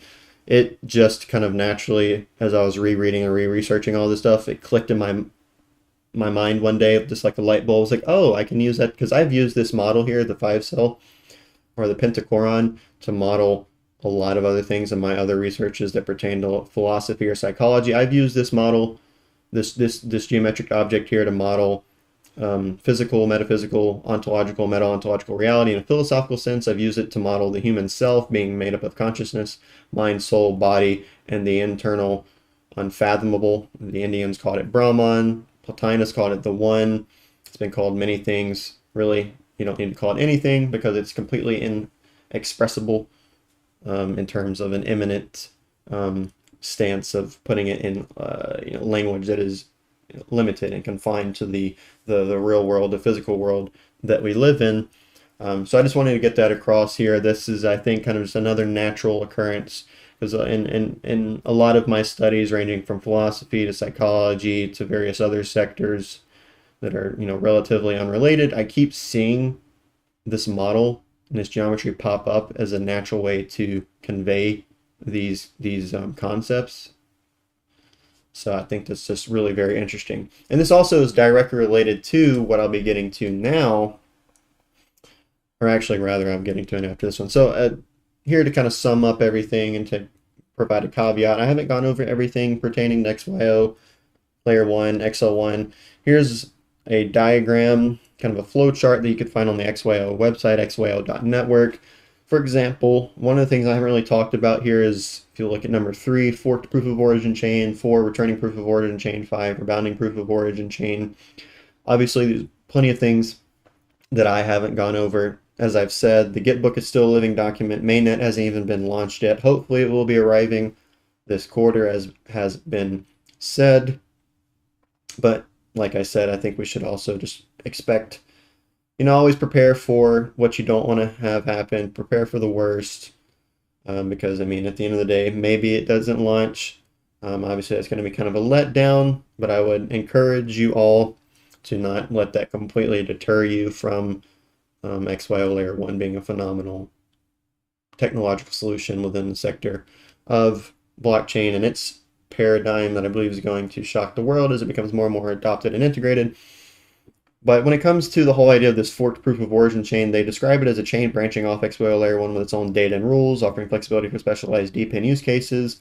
When in returning, it's a chain that returns to the XYO Layer 1 to integrate its data, ensuring seamless compatibility for decentralized systems like IoT and DePIN. And then when rebounding, this is a chain alternating between independence and XYO Layer 1 integration, providing adaptability for evolving AI and DePIN demands. Now here, moving into the parallels of the ancient world with XYO Layer 1, here is the relevance of Indra's net to XYO Layer 1. This wasn't even originally a part of this presentation that I'm going over, but somebody made a comment, I believe it was yesterday or so, mentioning how they had always thought of XYO Layer 1 in context of Indra's net. Indra's net is something I'm familiar with. Also just familiar with the whole, the culture of the ancient Indo-Aryans, known as, modern day India, being originally a group that migrated as Indo-Europeans, kind of north of the Indian area and where modern day Iran and Iraq would be. And they migrated down sometime around the 2nd millennium BCE, going into the 1st millennia BCE, within that broad range. We saw the Indo-Europeans come down. They split off into 2 groups. The Indo-Iranians stayed where modern day Iran would be. That would be associated with like Persia and like Zoroastrianism or Mazda-Yazna, if you're familiar with that. And then they had the other group split off into the Indo-Aryans, going into what we see now as modern day India. But that aside, when it comes to Indra's net, it originates in the ancient Avatamsaka Sutra. The Huayan school of Mahayana Buddhism specifically really elaborated on this in a philosophical context, which presents a vision of the cosmos as an infinite web in light of the concept of perfect interfusion. At each intersection of this web hangs a jewel so polished that it reflects every other jewel in the net, and within each reflection are the reflections of all others ad infinitum. In the Huayan thought, this metaphor conveys the principle of interpenetration. Every phenomenon contains mirrors and is conditioned by every other phenomenon without loss of its own identity. The Vedic precedent for Indra's net via the Atharva Veda exists as well, where we would see Indra, the king of the gods. Indra is basically just kind of a storm warrior deity who is also, like I said, the king of the gods. Greek equivalent would be Zeus, Levantine, or where modern day Israel and like Palestine are, also associated with Canaan as well. Their equivalent would be Baal Hadad, the god of the Bible. Yahweh or Adonai would be an equivalent, roughly speaking, as well, because it's very clear in the Old Testament, or the Tanakh specifically is a more proper name of the Old Testament, that the Abrahamic deity is, among many things, because obviously he's a monotheistic deity, so he's basically kind of subsumes all of the things that the preceding pagan deities were, but he is very much so kind of a storm warrior deity as well. I mean, especially if you think about the prophet Elijah on Mount Carmel going up against I believe it was the 450 prophets of Baal. You could see here that the fire that came down from heaven, I believe very much so, was lightning. So it's kind of, we see Yahweh there boasting there using that natural phenomena of lightning, whereas that's supposed to be Baal Hadad's territory, yet nothing happened. Now, obviously, I think that's just a polemic there to kind of support the biblical tradition, but anyways, Indra possesses a net that spans the heavens, symbolizing the interconnectedness of reality. Philosophically, this imagery has been interpreted in several ways. When it comes to why in Buddhism, they see it as an illustrating the non-obstruction between the universal and the particular. The Vedantic traditions, in Vedantic traditions, you have Advaita Vedanta, that's the non-dualistic school. You have Dvaita Vedanta, that's going to be the dualistic school. Then you have Shisavaita Vedanta, that's kind of the qualified dualism school in between the non-dualistic and dualistic. But these Vedantic traditions relate this to the metaphor as a metaphor for Brahman's immanence, where we see each part, those jewels and whatnot, containing the whole in a holistic sense. When it comes to modern systems theory and network science, they as well read it as an ancient articulation of, again, holism and recursive informational symmetries. When it comes to XYO and application here, XYO being a nodal-based decentralized physical infrastructure network and data oracle, Indra's net becomes more than just a poetic analogy. In XYO's architecture, each node acts like one of Indra's jewels. It retains its own distinct data, its polish, in the context of the Indra's net. It references and verifies data from other nodes through cryptographic proofs. This will be related to the reflections of the jewels in Indra's net. And the integrity of the whole system depends on the mutual awareness and inter-verification among nodes, much like the net's jewels reflecting one another endlessly. Just as no jewel in Indra's net exists in isolation, no XYO node operates without relation to the others. It is part of an epistemic lattice in which the accuracy of one point depends on the corroboration from the rest. In both the ancient metaphor and the blockchain implementation, the system's power emerges not from centralized authority, but from distributed self-reinforcing verification, where each node becomes a locus of the whole truth pattern. In this light, XYO Layer 1 is a technological Indra's net, a network whose resilience, trust, and value arise from the very interdependence of its parts, each a jewel of verifiable data reflecting the entire decentralized oracular whole. Now, what's also interesting to think about here is you see this image on the right, which I haven't spoke about yet, but this is just something that represents Indra's net, where it looks a lot like a spider web, kind of superimposed with lights or stars, galaxies, however you want. It kind of also just looks like an artistic depiction of the universe. I'll bring up an image here. It's actually the banner for my channel, but it depicts at the center, it's overlaid atop a spiral galaxy image that was taken by the Hubble, or the James Webb Space Telescope within the last few years. But the main aspect I want to point out here is that center aspect, which is it's a circular logarithmic artistic rendition of the physical universe. And obviously, as you look towards the center, you can see our solar system with the sun, various planets. And as you get further and further to the periphery of the image, towards the edges, you start to see the kind of like, it almost looks like the Indra's net image I have here on the right. And you kind of see these kind of like filament-like, it looks kind of very much so similar to, if you've ever seen, like obviously with tree roots, it's kind of this distributed, you see these veins here and there. You can also think about, if you look at the lungs as well, if you've ever seen images of lungs, you'll see that the structure, and if you look at it kind of like a geometric format, looks very much so kind of like the intergalactic web. If you've ever seen any pictures of the intergalactic web, all these look very much so similar to each other. And basically, and again, this is kind of really one of the whole points of Indra's net, is that it kind of reflects the whole idea and kind of the nature, the structure and function of the physical universe and the cosmos as being a universal intergalactic continuum. You have galaxies dispersed here and there. It's kind of like this decentralized system where, if you think about it in this way, this is the way I personally view it, whether or not the universe is spatially, temporally infinite, or if it isn't, if there's an edge to the universe, specifics doesn't matter. I'm not quite sure that the human beings will ever actually figure that out, but just imagine that there's a center of the universe. You can relate this back to blockchain as well earlier in the video, where I mentioned kind of the blockchain universe, where Bitcoin is the central node of the blockchain universe. It provides the basis of value for all of the surrounding altcoins or alternative blockchain solutions, such as Ethereum, Cardano, XYO, Solana, so on and so forth. And it kind of creates this whole interconnected, this mesh together, this beautiful holistic system. Again, it's very similar to Indra's net. It's very similar to the idea of the universe being a intergalactic continuum where you have each of these galaxies in this interconnected, dispersed web or net, and each of these galaxies. Now the argument is that at the very least the most massive galaxies have supermassive black holes at the center of them.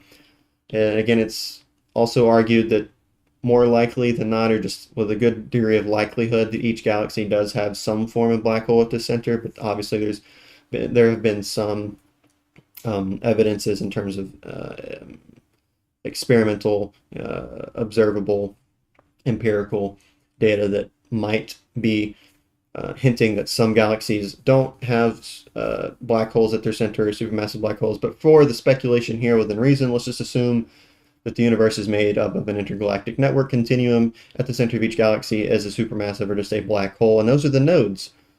Those would be relevant to the joules of Indra's net. This is relevant to the nodes and the decentralized dispersed network of XYO Layer 1. And what's interesting about black holes is that I personally see them as quasi two-dimensional objects. If you think about the event horizon, eventually getting past that, you get closer and closer while never reaching the singularity. My personal view is that the event horizon, and really black hole is not a good term. I think the term black shell is better because I think it's a quasi two-dimensional shell, basically, kind of like the surface area of a sphere. Basically, I think that the depth value of the black hole has been limited to its smallest. It's a limit towards the smallest. So you can think about X and Y have, their values, and then Z is pushed towards the limit of finiteness, of smallness, basically. And within that black shell, like the joules in Indra's net, it contains, in a quantum informational sense, all the information needed for the sustenance and cultivation of its own galaxy and all the solar systems and whatever else it supports. But that black shell of a specific galaxy also harbors within it, the information of all the other galaxies and their respective black holes or black shells within the universe. So they're constantly in this quantum non-local communication, so that they can continue to facilitate the universe in an orderly and efficient manner, so the universe doesn't. So it has at least a certain degree of lifespan, or maybe it's infinite, maybe it never had a beginning in time, maybe it'll never have an end in time. Basically, they're just to kind of keep up the sustenance to sustain the universe. I mean, this would be relevant to Vishnu within the Vedic tradition, with going into like the Upanishadic philosophical orientation or so, where they have the Trimurti with Brahma, Vishnu, and Shiva, which are kind of a triad. Not necessarily a trinity in the Christian or Abrahamic context, but it's kind of a parallel in comparing the ancient Indo-Aryan culture, mytho-religiously and philosophically, to the Abrahamic culture and their mytho-religious concepts, and even their higher up philosophical concepts. So really what we're seeing here is a similarity between XYO Layer 1 is a decentralized, dispersed, like a nodal-like continuum where they're constantly interacting with each other. They know information about each other so they can make the system efficient. And that's what you would see here with Indra's net and the joules reflecting each other and having each other's information. And what I just explained in my own view, which I think, if I'm being honest, is generally, it's definitely reasonable within the context of modern science, but I'm sure there's people out there that would argue that I'm being crackpot right now, which, I've had people tell me that, but I, personally don't feel like I'm being too overline with my view of the universe and the black holes or the black shells, and how that, thinking about that in a kind of a quantum mechanical, non-local context. All right, now moving into the Temple of Apollo at Delphi and Didyma. This is mainly what I wanted to go over before obviously, like I said, I had somebody mention to me them thinking about XYO Layer 1 in the context of Indra's net. Here we'll see two images on the right. This is going to be an artistic rendition of the sanctuary, the broader region at Delphi, with the Temple of Apollo in the middle. On the left image, you can see that this is a top-down view of the temple at Didyma. Mainly, there's a few, like you have the Niskos there. You have the well, the forest of columns, but mainly just want to focus on the Editone. This is going to be the inner sanctuary. This is where the Pythia, the oracular priestess of Apollo, would have been whenever she was giving her oracles. When it comes to these two sites, the Delphic site really kind of had one peak mainly, as opposed to Didymic site kind of having two. The Delphic was peaking mainly within the 6th to 4th centuries BC, and I mean, it did carry on well into the earlier periods of the turn into the Common Era, but its peak was mainly during that kind of classical Greek period, shortly before the Hellenistic period with Alexander the Great began. When it comes to the Didymic site, it saw its first peak during similar to the Delphic site, 6th, early 5th centuries BCE. The second peak would have been the 4th to 3rd centuries BCE. Both of these temples and their practices are well over 2,000 years old, with all but definitely clear data. Because of that, it's difficult to ascertain just exactly how the oracular prophecy of Apollo was divinated. Now, when it comes to the temple at Delphi, it eventually became rendered unusable around 390 AD by the Roman Emperor Theodosius I. The temple at Didyma was converted to a Christian basilica between the 5th to 6th century CE, also potentially under the Theodosian dynasty.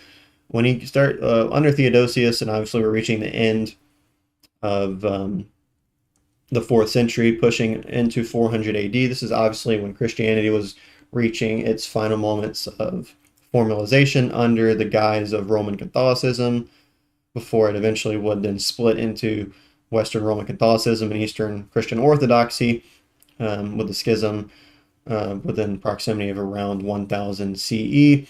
But really what we see here is once we saw Christianity become formalized in what I believe to be its original formal format of, I mean, Christianity is basically, it's just a Roman religion. I mean, if you think about Mesopotamian, they had their religion, Egyptians had their religion, Greeks had their religion.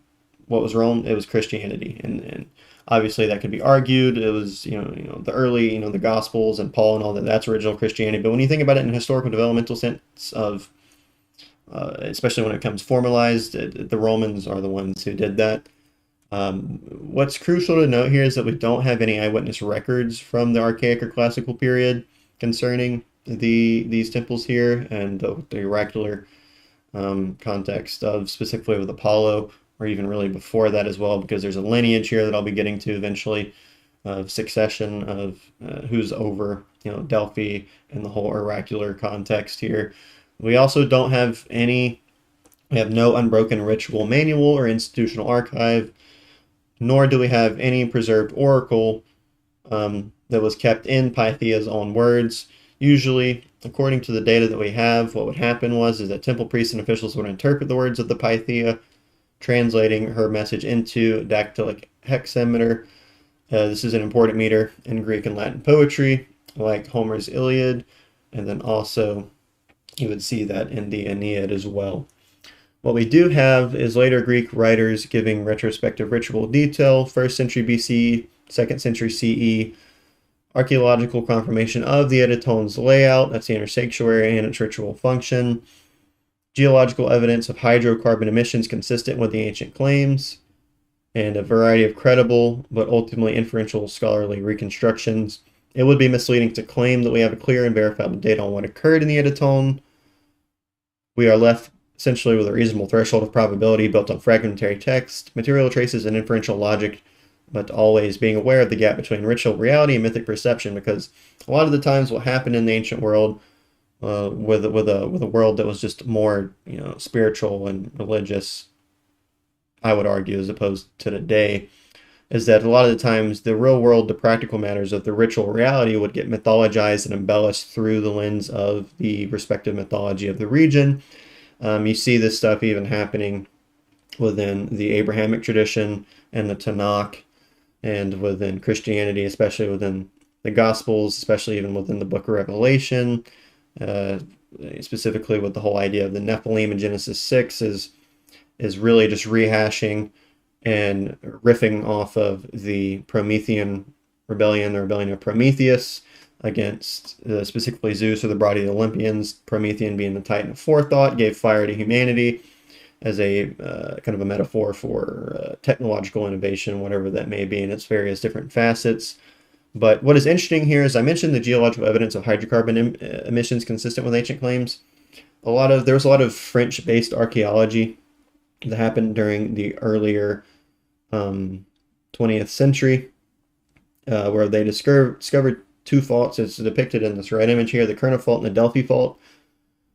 And they actually found that they ran into each other. They intersected where the Pythia, as the oracle of Apollo, prophesied, and there have been found forms of chemical traces that indicate that the geology could have been producing intoxicating fumes, because there have been, like I said, there were later sources going into the turn of the Common Era that claimed that there was a chasm or a fissure below the Pythia that secreted some sort of vapors that would basically get the Pythia high. It would induce an altered state of consciousness.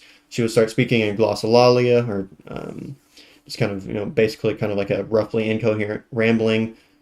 The Christian tradition knows that as speaking in tongues, although there are some nuances there to make that I won't go on about. But what's interesting about the oracle is that a lot of times it said that she sat atop the tripod, but a lot of times when you see the tripods that we've recovered from the ancient world, they don't look like seats, and on top of that, they look insanely uncomfortable to sit on. But that's kind of one reconstruction, is that she was sitting on top of a tripod among or above that fissure or chasm that was secreting vapors. She was holding a bowl of water and a laurel leaf from Apollo's sacred tree. And supposedly, the scientists and the archaeological evidence, the most potent vapors from underground were probably ethylene. Again, there's a lot of ambiguity surrounding this, a lot of uncertainty. But really, kind of one of the main constructions is that she was sit atop a tripod above a chasm or a fissure that released some sort of substance that may or may have not gotten her high and induced an altered state of consciousness, so she could commune with the god Apollo, and I would argue the god Dionysus as well, which I will get to that, I believe, here in the next slide. Now, with these images, we'll see here at the center, this is what is left of the Temple of Apollo at Delphi on the slopes of Parnassus. The right image is an Attic kylix. It's a type of drinking cup, goblet, or bowl-like object that depicts Themis as an oracle with Aegeus. This would have been coming from what's known as the Codrus painter, circa 440-430 BCE or so. Now, when it comes to the left image there, you'll see kind of two images. The left one where you see the Pythia, again, sitting atop a tripod, holding a bowl, the laurel leaf of Apollo, or a laurel branch, and with that fissure, that chasm below her, secreting vapors or fumes. This is John Collier's oil and canvas painting depicting the priestess at Delphi, circa 1891, and to the right of that, an image which I'll get to in a later slide is Augustus Knapp's 1894 occult symbolist art, where you can see that the tripod that the Pythia is sitting on in this kind of cavernous cave-like setting, again above a more notable massive, literally a hole in the ground, again secreting vapors, fumes, whatever it may have been. But what's interesting about the tripod she's sitting on there is with how you can see it right now, I'll zoom into it later on, it looks exactly like a tetrahedron, or the 5-cell that I was going over as the XYO oracle, again, Oracle of Delphi, pertaining to divination. Again, think about XYO's diviners, divining information, bridging the real world and the blockchain cyberspatial world. In the context of the Oracle of Delphi, we have a oracle, the priestess of Apollo, the Pythia, bridging the imminent mundane world of the terrestrial on Earth with the chthonic realm below, which I believe is symbolized by that chasm there. I'll get to that eventually as well, but also then bridging to the upper realms, the heavenly realm, where Apollo would have been associated with kind of the mythological realm of Olympus, where he obviously had Zeus and the other Olympians. But when it comes to the oracle specifically, according to Aeschylus's account, it was an ancient Greek tragedian, often described as the father of tragedy, that lived during the 6th to 5th centuries BCE. His kind of order of succession was Earth, or Gaia. That's the primordial goddess. We had Themis, associated with justice, as one of the Titans. Then we had Phoebe, also a Titan, known as the name meaning the Shining One. Now, I also just want to briefly mention relevance to the idea of Venus as the morning and evening star. Phoebe is not associated with Venus in a literal, explicit sense, but they are both, Phoebe meaning the shining one, Venus specifically, or Aphrodite, or Inanna Ishtar from Mesopotamia. Venus is a very commonly appearing deification across the entire world. It even stems into the Mesoamerican tradition with Quetzalcoatl. But the shining one is also how the Venus, and specifically the morning star aspect, Phosphoros, in the Greek terms, is referred to as. And this obviously brings in Lucifer from Isaiah chapter 14, verse 12 specifically. Although Lucifer is not a proper name, it's a descriptor. Really, it's an adjective. Even when Jerome was translating it, ending that sometime around 405 CE, he understood Lucifer did not actually, it wasn't a proper noun. It's not referring to some sort of fallen angel. And the Hebrew term is actually Hallel, which again is not a proper noun. It's just a descriptor. It's like an adjective. It just means like light bringer or shining one, basically. Again, it just kind of refers to Venus specifically in the morning star aspect. But again, like I said, I just wanted to bring that up because they're both titled the shining one, but Phoebe is not explicitly related to Venus or Aphrodite. And the next after Phoenix, or my bad, rather, after Phoebe, we see the succession to her grandson, Apollo, or Apollon, to pronounce it more properly, who is an Olympian. He would be at the Oracle at Delphi 9 months of the year. There's two traditions here. There's a peaceful transition to Apollo's presence as the grandson of Phoebe, according to Aeschylus and Eumenides, and then also to Pausanias as well, where we would see the cooperation with Themis here, according with Epirus. The other tradition pertains to the slaying of the serpent, or warrior in some contexts, Python or Python. Most of you understand it as the serpent that Apollo would have slayed. This would be pertaining to, for example, like Euripides, Iphigenia, Taurus, also known for the Bacchae, which was a very important text in the Dionysian tradition. And what would follow this tradition after he slayed this serpent Python would be Apollo's purification, and we get that coming from Plutarch and the after the turn of the Common Era. Next here is Dionysus, or Dionysos. He also, being an Olympian, would be whenever Apollo would leave for 3 months and go to the north, the Hyperboreans, being it's a mythical group of people. While Apollo would be there for 9 months, in those 3 months he was gone to the north. Dionysus would take over. He, being the inspiration of the Maenads, those are his female, ecstatic followers, also known as the Bacchae or the Bacchante. They have plenty of names. They danced typically, in most cases, on mountaintops. In this context, obviously, is going to be associated with Mount Parnassus at Delphi, but specifically in the Crisian Cave, which is north of Delphi. Is actually pretty multi-hour long walk. It's not super nearby, but it's within the general vicinity, as Dionysus would be taking over the torch from Apollo. It's also reported, supposedly, this is more so kind of a mythological point, I believe. I don't think this was said to be literally, because obviously Dionysus didn't exist. But apparently the grave of Dionysus was at the temple of Apollo beneath the Pythia. Dionysus is one of the typical dying and rising gods.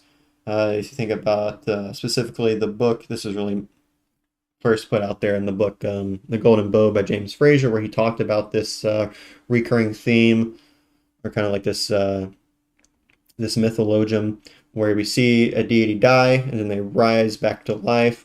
Sometimes it's a little bit more ambiguous and they kind of just disappear for a period of time and come back, or it says they went to sleep, which a lot of times is a metaphor for dying. You see this with Dionysus, specifically more so in the Orphic tradition, where he first began as Zagreus, and then, because Hera, being jealous as she always was, because Zeus was always cheating on her, sent and ordered the Titans to kill Dionysus, which that happened, and obviously we saw Zeus become aware of that. He struck the Titans with thunderbolts, and they turned to ash. What was left of Dionysus, being the heart, was given to Zeus. So there's various different traditions. It goes that Zeus put the what was left over of Dionysus in his thigh and brought it to term. It was also given to Semele, and then Semele died, and then eventually that was put, the heart was put into the thigh of Zeus and brought to term. But there's, I mean, a lot of times when it comes to the Greek myths, Egyptian myths, so on and so forth, the more polytheistic cultures, there's multiple different traditions and there's no clear cohesive story. But when it comes to the dying rising mythology, you see this in very many cultures extending around the ancient Near East, the Mediterranean.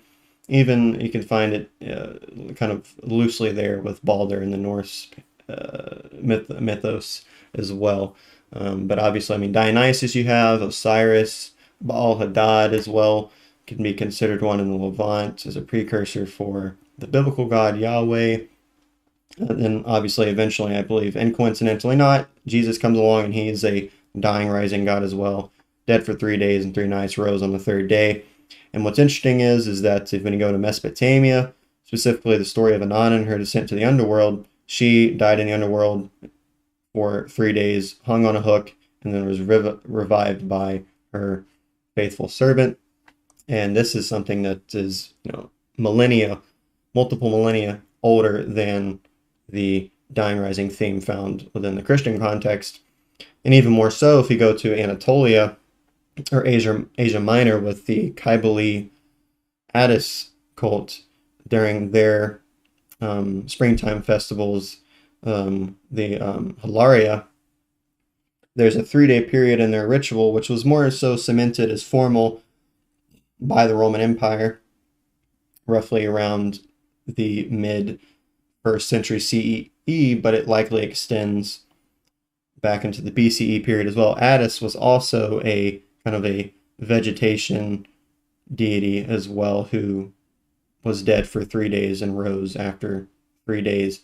So we see this kind of archetype here of a dying rising god across many different cultures, which I think is very interesting to bring up, especially in the context of Dionysus, which leads me to kind of here my own personal speculating within reason when it comes to the Oracle of Delphi, what may or may have not been going on with the oracular priestess Pythia, and how she was actually accessing all of this information in the first place.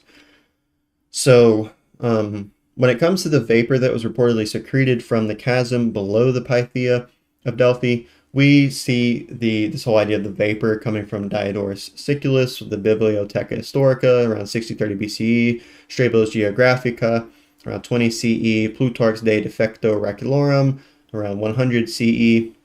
And as she was sitting in the Editone, again, the inner sanctuary represents the vapor. I believe my argument here is that it represents, in a mythic sense, chthonic pneuma. Now, whether or not the fumes were there, and if they were there, if they did or did not induce altered states of consciousness, I don't believe is particularly of concern here.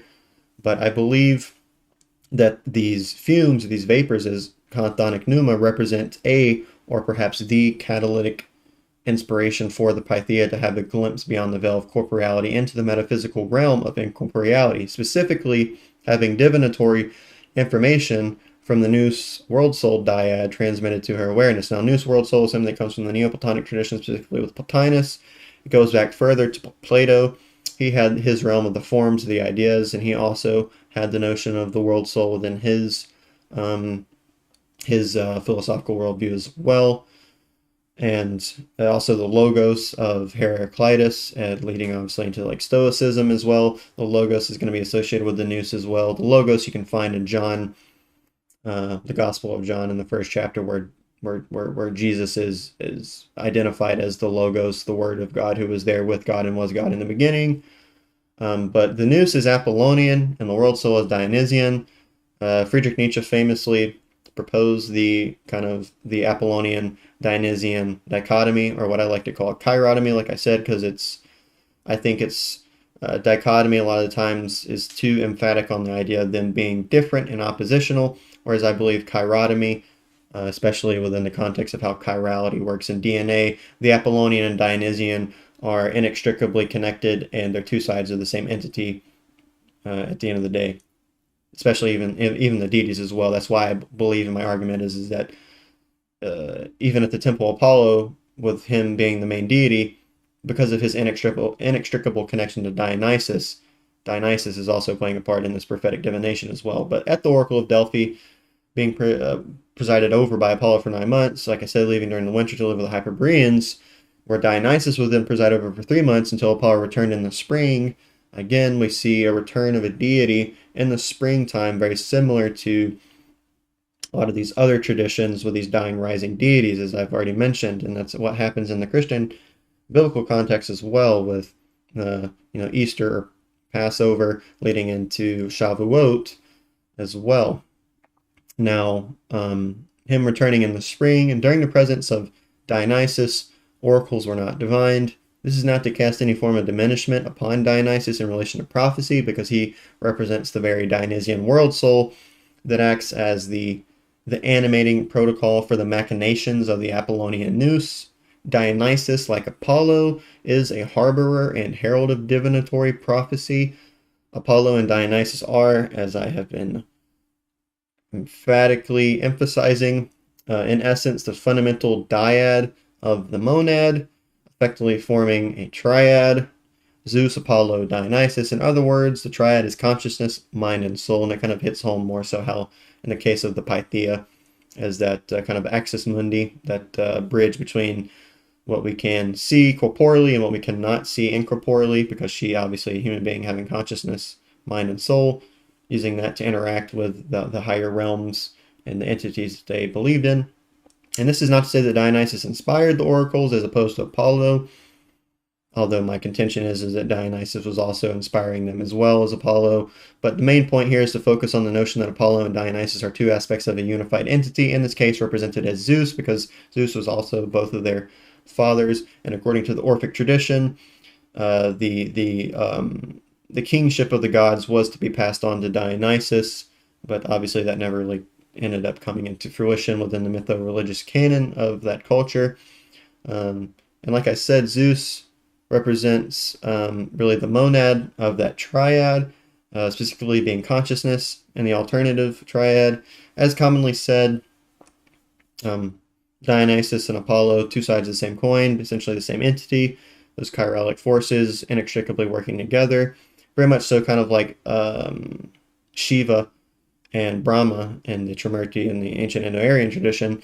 But this notion is further supported by the fact that Apollo and Dionysus presided over Delphi, where both were worshipped. It has even been alluded to, as I've said, that the grave of Dionysus is below the Pythia. We get that from Aeschylus and Eumenides around 458 BCE. We get it from Plutarch, De Defecto Oractulorum, again 100 CE. We get it from Pausanias as well, with his description of Greece around 150 CE, where the Pythia sits upon the tripod above the chasm, the Edatone, also with the Umpulo stone, which is known as the navel of the world, the center of the cosmos. It's an axis mundi nearby as well. There's a story or a myth of Zeus where he releases two eagles at the ends of the earth. They fly and they meet together at an intersection point, the center of their worldview, the center of their cosmogony, which ended up being where the Oracle of Delphi was, where the Delphic site was. And I'll probably also be overlaying on top of this the Hesiodic cosmogony as well, and how that progresses. But to complete this triad as a tetrad with an inherent fifth element forming a pentad, again, we're starting to harken back to that 5 cell that I've gone over, because it has 4 external vertices and an internal fifth vertice. So we see with one vertice, that's the monad, with 2 vertices, that's the dyad, and that makes the triad. And then with the 4th vertice, we have the tetrad, and then with the 5th internal element, that's the pentad. But again, completing this tetrad with an inherent 5th element as a pentad, the Delphic Oracle, with a specific emphasis on Pythia as the crux of divination, is the axis mundi, which sheds a brighter light upon the situation of the Umpulo stone next to the Pythia, chasm, and tripod. The total structure, being a quaternity, is Zeus as consciousness, Apollo as mind or nous, and Dionysus as psyche or suke, or world soul, where we see Oracle or Pythia as the body object, kind of that immanent, that axis mundi that's connecting the incorporeal to the corporeal, or the terrestrial to the heavenly or chthonic as a stand-in for, again, she's the physical body object in the real world realm that we are in currently. And the notion of a chasm below the Pythia alludes to the yawning chaos as a primordial chasm of Hesiod, which is a mythic antecedent of the Platonic chora. The chora is, in modern times, a preliminary pocket dimension of space-time existing within the world soul, primed to receive machinated, kind of just generated potentials from the nous, facilitated by the animating protocol of the world soul, which transitions the potential of the thoughtful nous into the actualized experience of the physical realm, characterized by an idiosyncratic space-time continuum. And to kind of simplify this a bit, bring it more to home with us as human beings, just as the human mind machinates or generates thought-based schema or like blueprints as potentials, like you're thinking in your mind you want to do this, but you may or may not do it, but eventually you can actualize your thoughts, your internal world, via your conscious will within the universe upon Earth. And so too does the nous, as the metaphysical mind, provide the myriad potentiality of thought-based schema or blueprints for the world soul as the metaphysical psyche, acting as kind of this morphological structure that induces variation upon the nous, as kind of being the harbor of kind of the primordial metaphysical and also physical laws of the universe, because the nous and the world soul working in tandem is what generates the physical realm and the physical universe. So within the nous, you can kind of think about these autonomic axioms that are basically, you can think about them as mathematical functions, which at the end of the day are incorporeal, because they're kind of metaphysical in a way, but they also kind of bridge to the physical realm because they describe our physical universe and its laws. So basically what we see is the nous kind of has a set of mathematical functions or equations. The world soul acts as kind of like a morphological variable set that induces the inputs into the parameterized equations of the nous, and then that spits out some given universe or whatever else it may be, because it just applies more than just a physical universe. But again, so we have the thought schema from the nous interacting with the world soul's metaphysical psyche, eventually actualizing into corporeal form within a universe, ascertained to a chora via the overarching paraontos as the meta-ontological conscious will, which would be associated with Zeus and the triad that I gave. So you have nous, world soul, and before both of those, paraontos, which is basically just Zeus, Apollo, and Dionysus. And again, really all of this just further hits home the idea of why we see the similarities here between the XYO Layer 1 here on the right, and on the left here we see an Attic Hydria vase around 490 BCE depicting the tripod. You see Apollo at the top sitting on it holding his lyre. Behind the tripod you see wings, and below you see some dolphins, you see like an octopus and some other sea life. And what this is conveying is that the tripod, not only does it, obviously it's a major symbol of Apollo and oracular divination, and also representing stability, because even now obviously in the modern world using tripods to hold up cameras or support other things with a stable foundation. There's even a myth of Hercules attempting to steal the tripod because of its relationship with divination and prophetic oracles.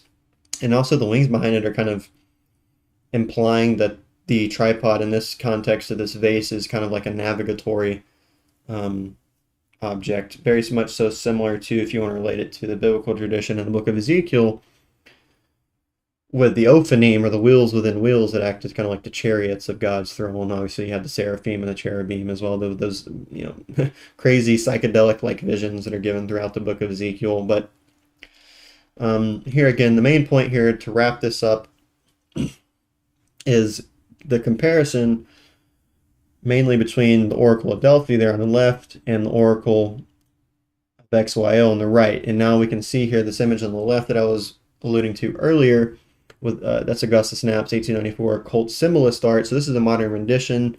This isn't particularly faithfully representing what was going on way back in the day during the ancient Greek culture, even going into the Greco-Roman culture, as the Oracle of Delphi eventually died out. But what we see here on the left, obviously, you can see the tripod here with these 3 legs going down. If I were to finish drawing out this structure, you would see the triangular base here. Here at the top, you obviously see the Pythia sitting down, and at the center, if we were to turn this into a 5-cell, there would be an extra vertice, where you would then connect each of these other edges here, these internal edges, that would make it look exactly like the 5-cell that we see here as well. And so this is, again, something that just kind of spontaneously came to my mind whenever I was, again, rereading and re-researching stuff for this video. And I had already, in a previous video when I was talking about XYO, mentioned an article by a number of people that have, PhDs and have been through higher education, speaking about the relationship between the ancient oracles, specifically Delphi, and modern day technological oracles. Obviously, within the specific context of this video, we're talking about XYO Layer 1 as a decentralized physical infrastructure network, as a data oracle bridging the real world and its practical context and scenarios and its data, bridging that to the incorporeal cyberspatial realm of the blockchain world. And that's exactly what is basically, obviously in different contexts, happening, as I've been going on about with the Pythia as the oracular priestess of Apollo Dionysus, really kind of communing with that Neoplatonic like worldview of the one, the nous, and the world soul, or the para-ontos, is something that I specifically have introduced and built atop Neoplatonism as my own, obviously, philosophical worldview, and pertaining to the physical realm, the metaphysical realm, the ontological reality, the meta-ontological reality. Or there's things I've added to what I've researched that I don't feel were acknowledged as they should have been in the ancient cultures and context of the various philosophers. But really, obviously, here the main point is that we see the ancient versions of oracles divining information in a prophetic, mytho-religious, spiritual sense, bridging the chthonic realm of the underworld with the terrestrial, and also bridging the terrestrial earthian realm with the overworld of the heavenly sphere of like Olympus, or heaven of the Bible, or whatever. Obviously it's been termed by many different things in various different cultures, but we have that general stance there of this kind of like spectrum-based progression of the lower to the middle to the higher, or the heavenly to the earth to the underworld, or chthonic. So to me, this is something that really further emphasizes the importance and the significance of XYO as a decentralized physical infrastructure network and a data oracle within the evolution and progression of the human race as a society and as a civilization. We can see this aspect of oracular activity as something which we have been fascinated with for over 2,000 years, because we have reasonable evidence to entertain the idea that the oracular activity, in some degrees more or less than what was happening specifically with Apollo at Delphi, stems back into like the mid-2nd millennium BCE, factoring in obviously that succession, that progression according to Aeschylus, with going from Gaia all the way eventually ending with Apollo and Dionysus, where it really kind of originally started out as like a chthonic, earth-based activities, which may or may have not had very preliminary oracular activity, where obviously, the kind of the general point of the mytho-religious pursuit is to commune with the gods and have them act as a divinatory entity and kind of guide you about your life. That's really the main aspect of modern day religions, mostly within the Abrahamic traditions of Judaism, Christianity, and Islam. But here we can kind of see the remnants left over of this earth-based kind of chthonic terrestrial aspect, I think, standing in through the chasm that you see there below the Pythia, secreting those fumes, whether or not they were there, with the Pythia as that axis mundi bridging the lower realms of the underworld and the higher realms of the overworld, with the Olympians on Olympus. And obviously, saying the underworld is going to be associated with Hades, and then Elysium, or Eleusis, and Tartarus as well, which is basically the Greek version of hell. But I believe that was everything I wanted to go over for my presentation.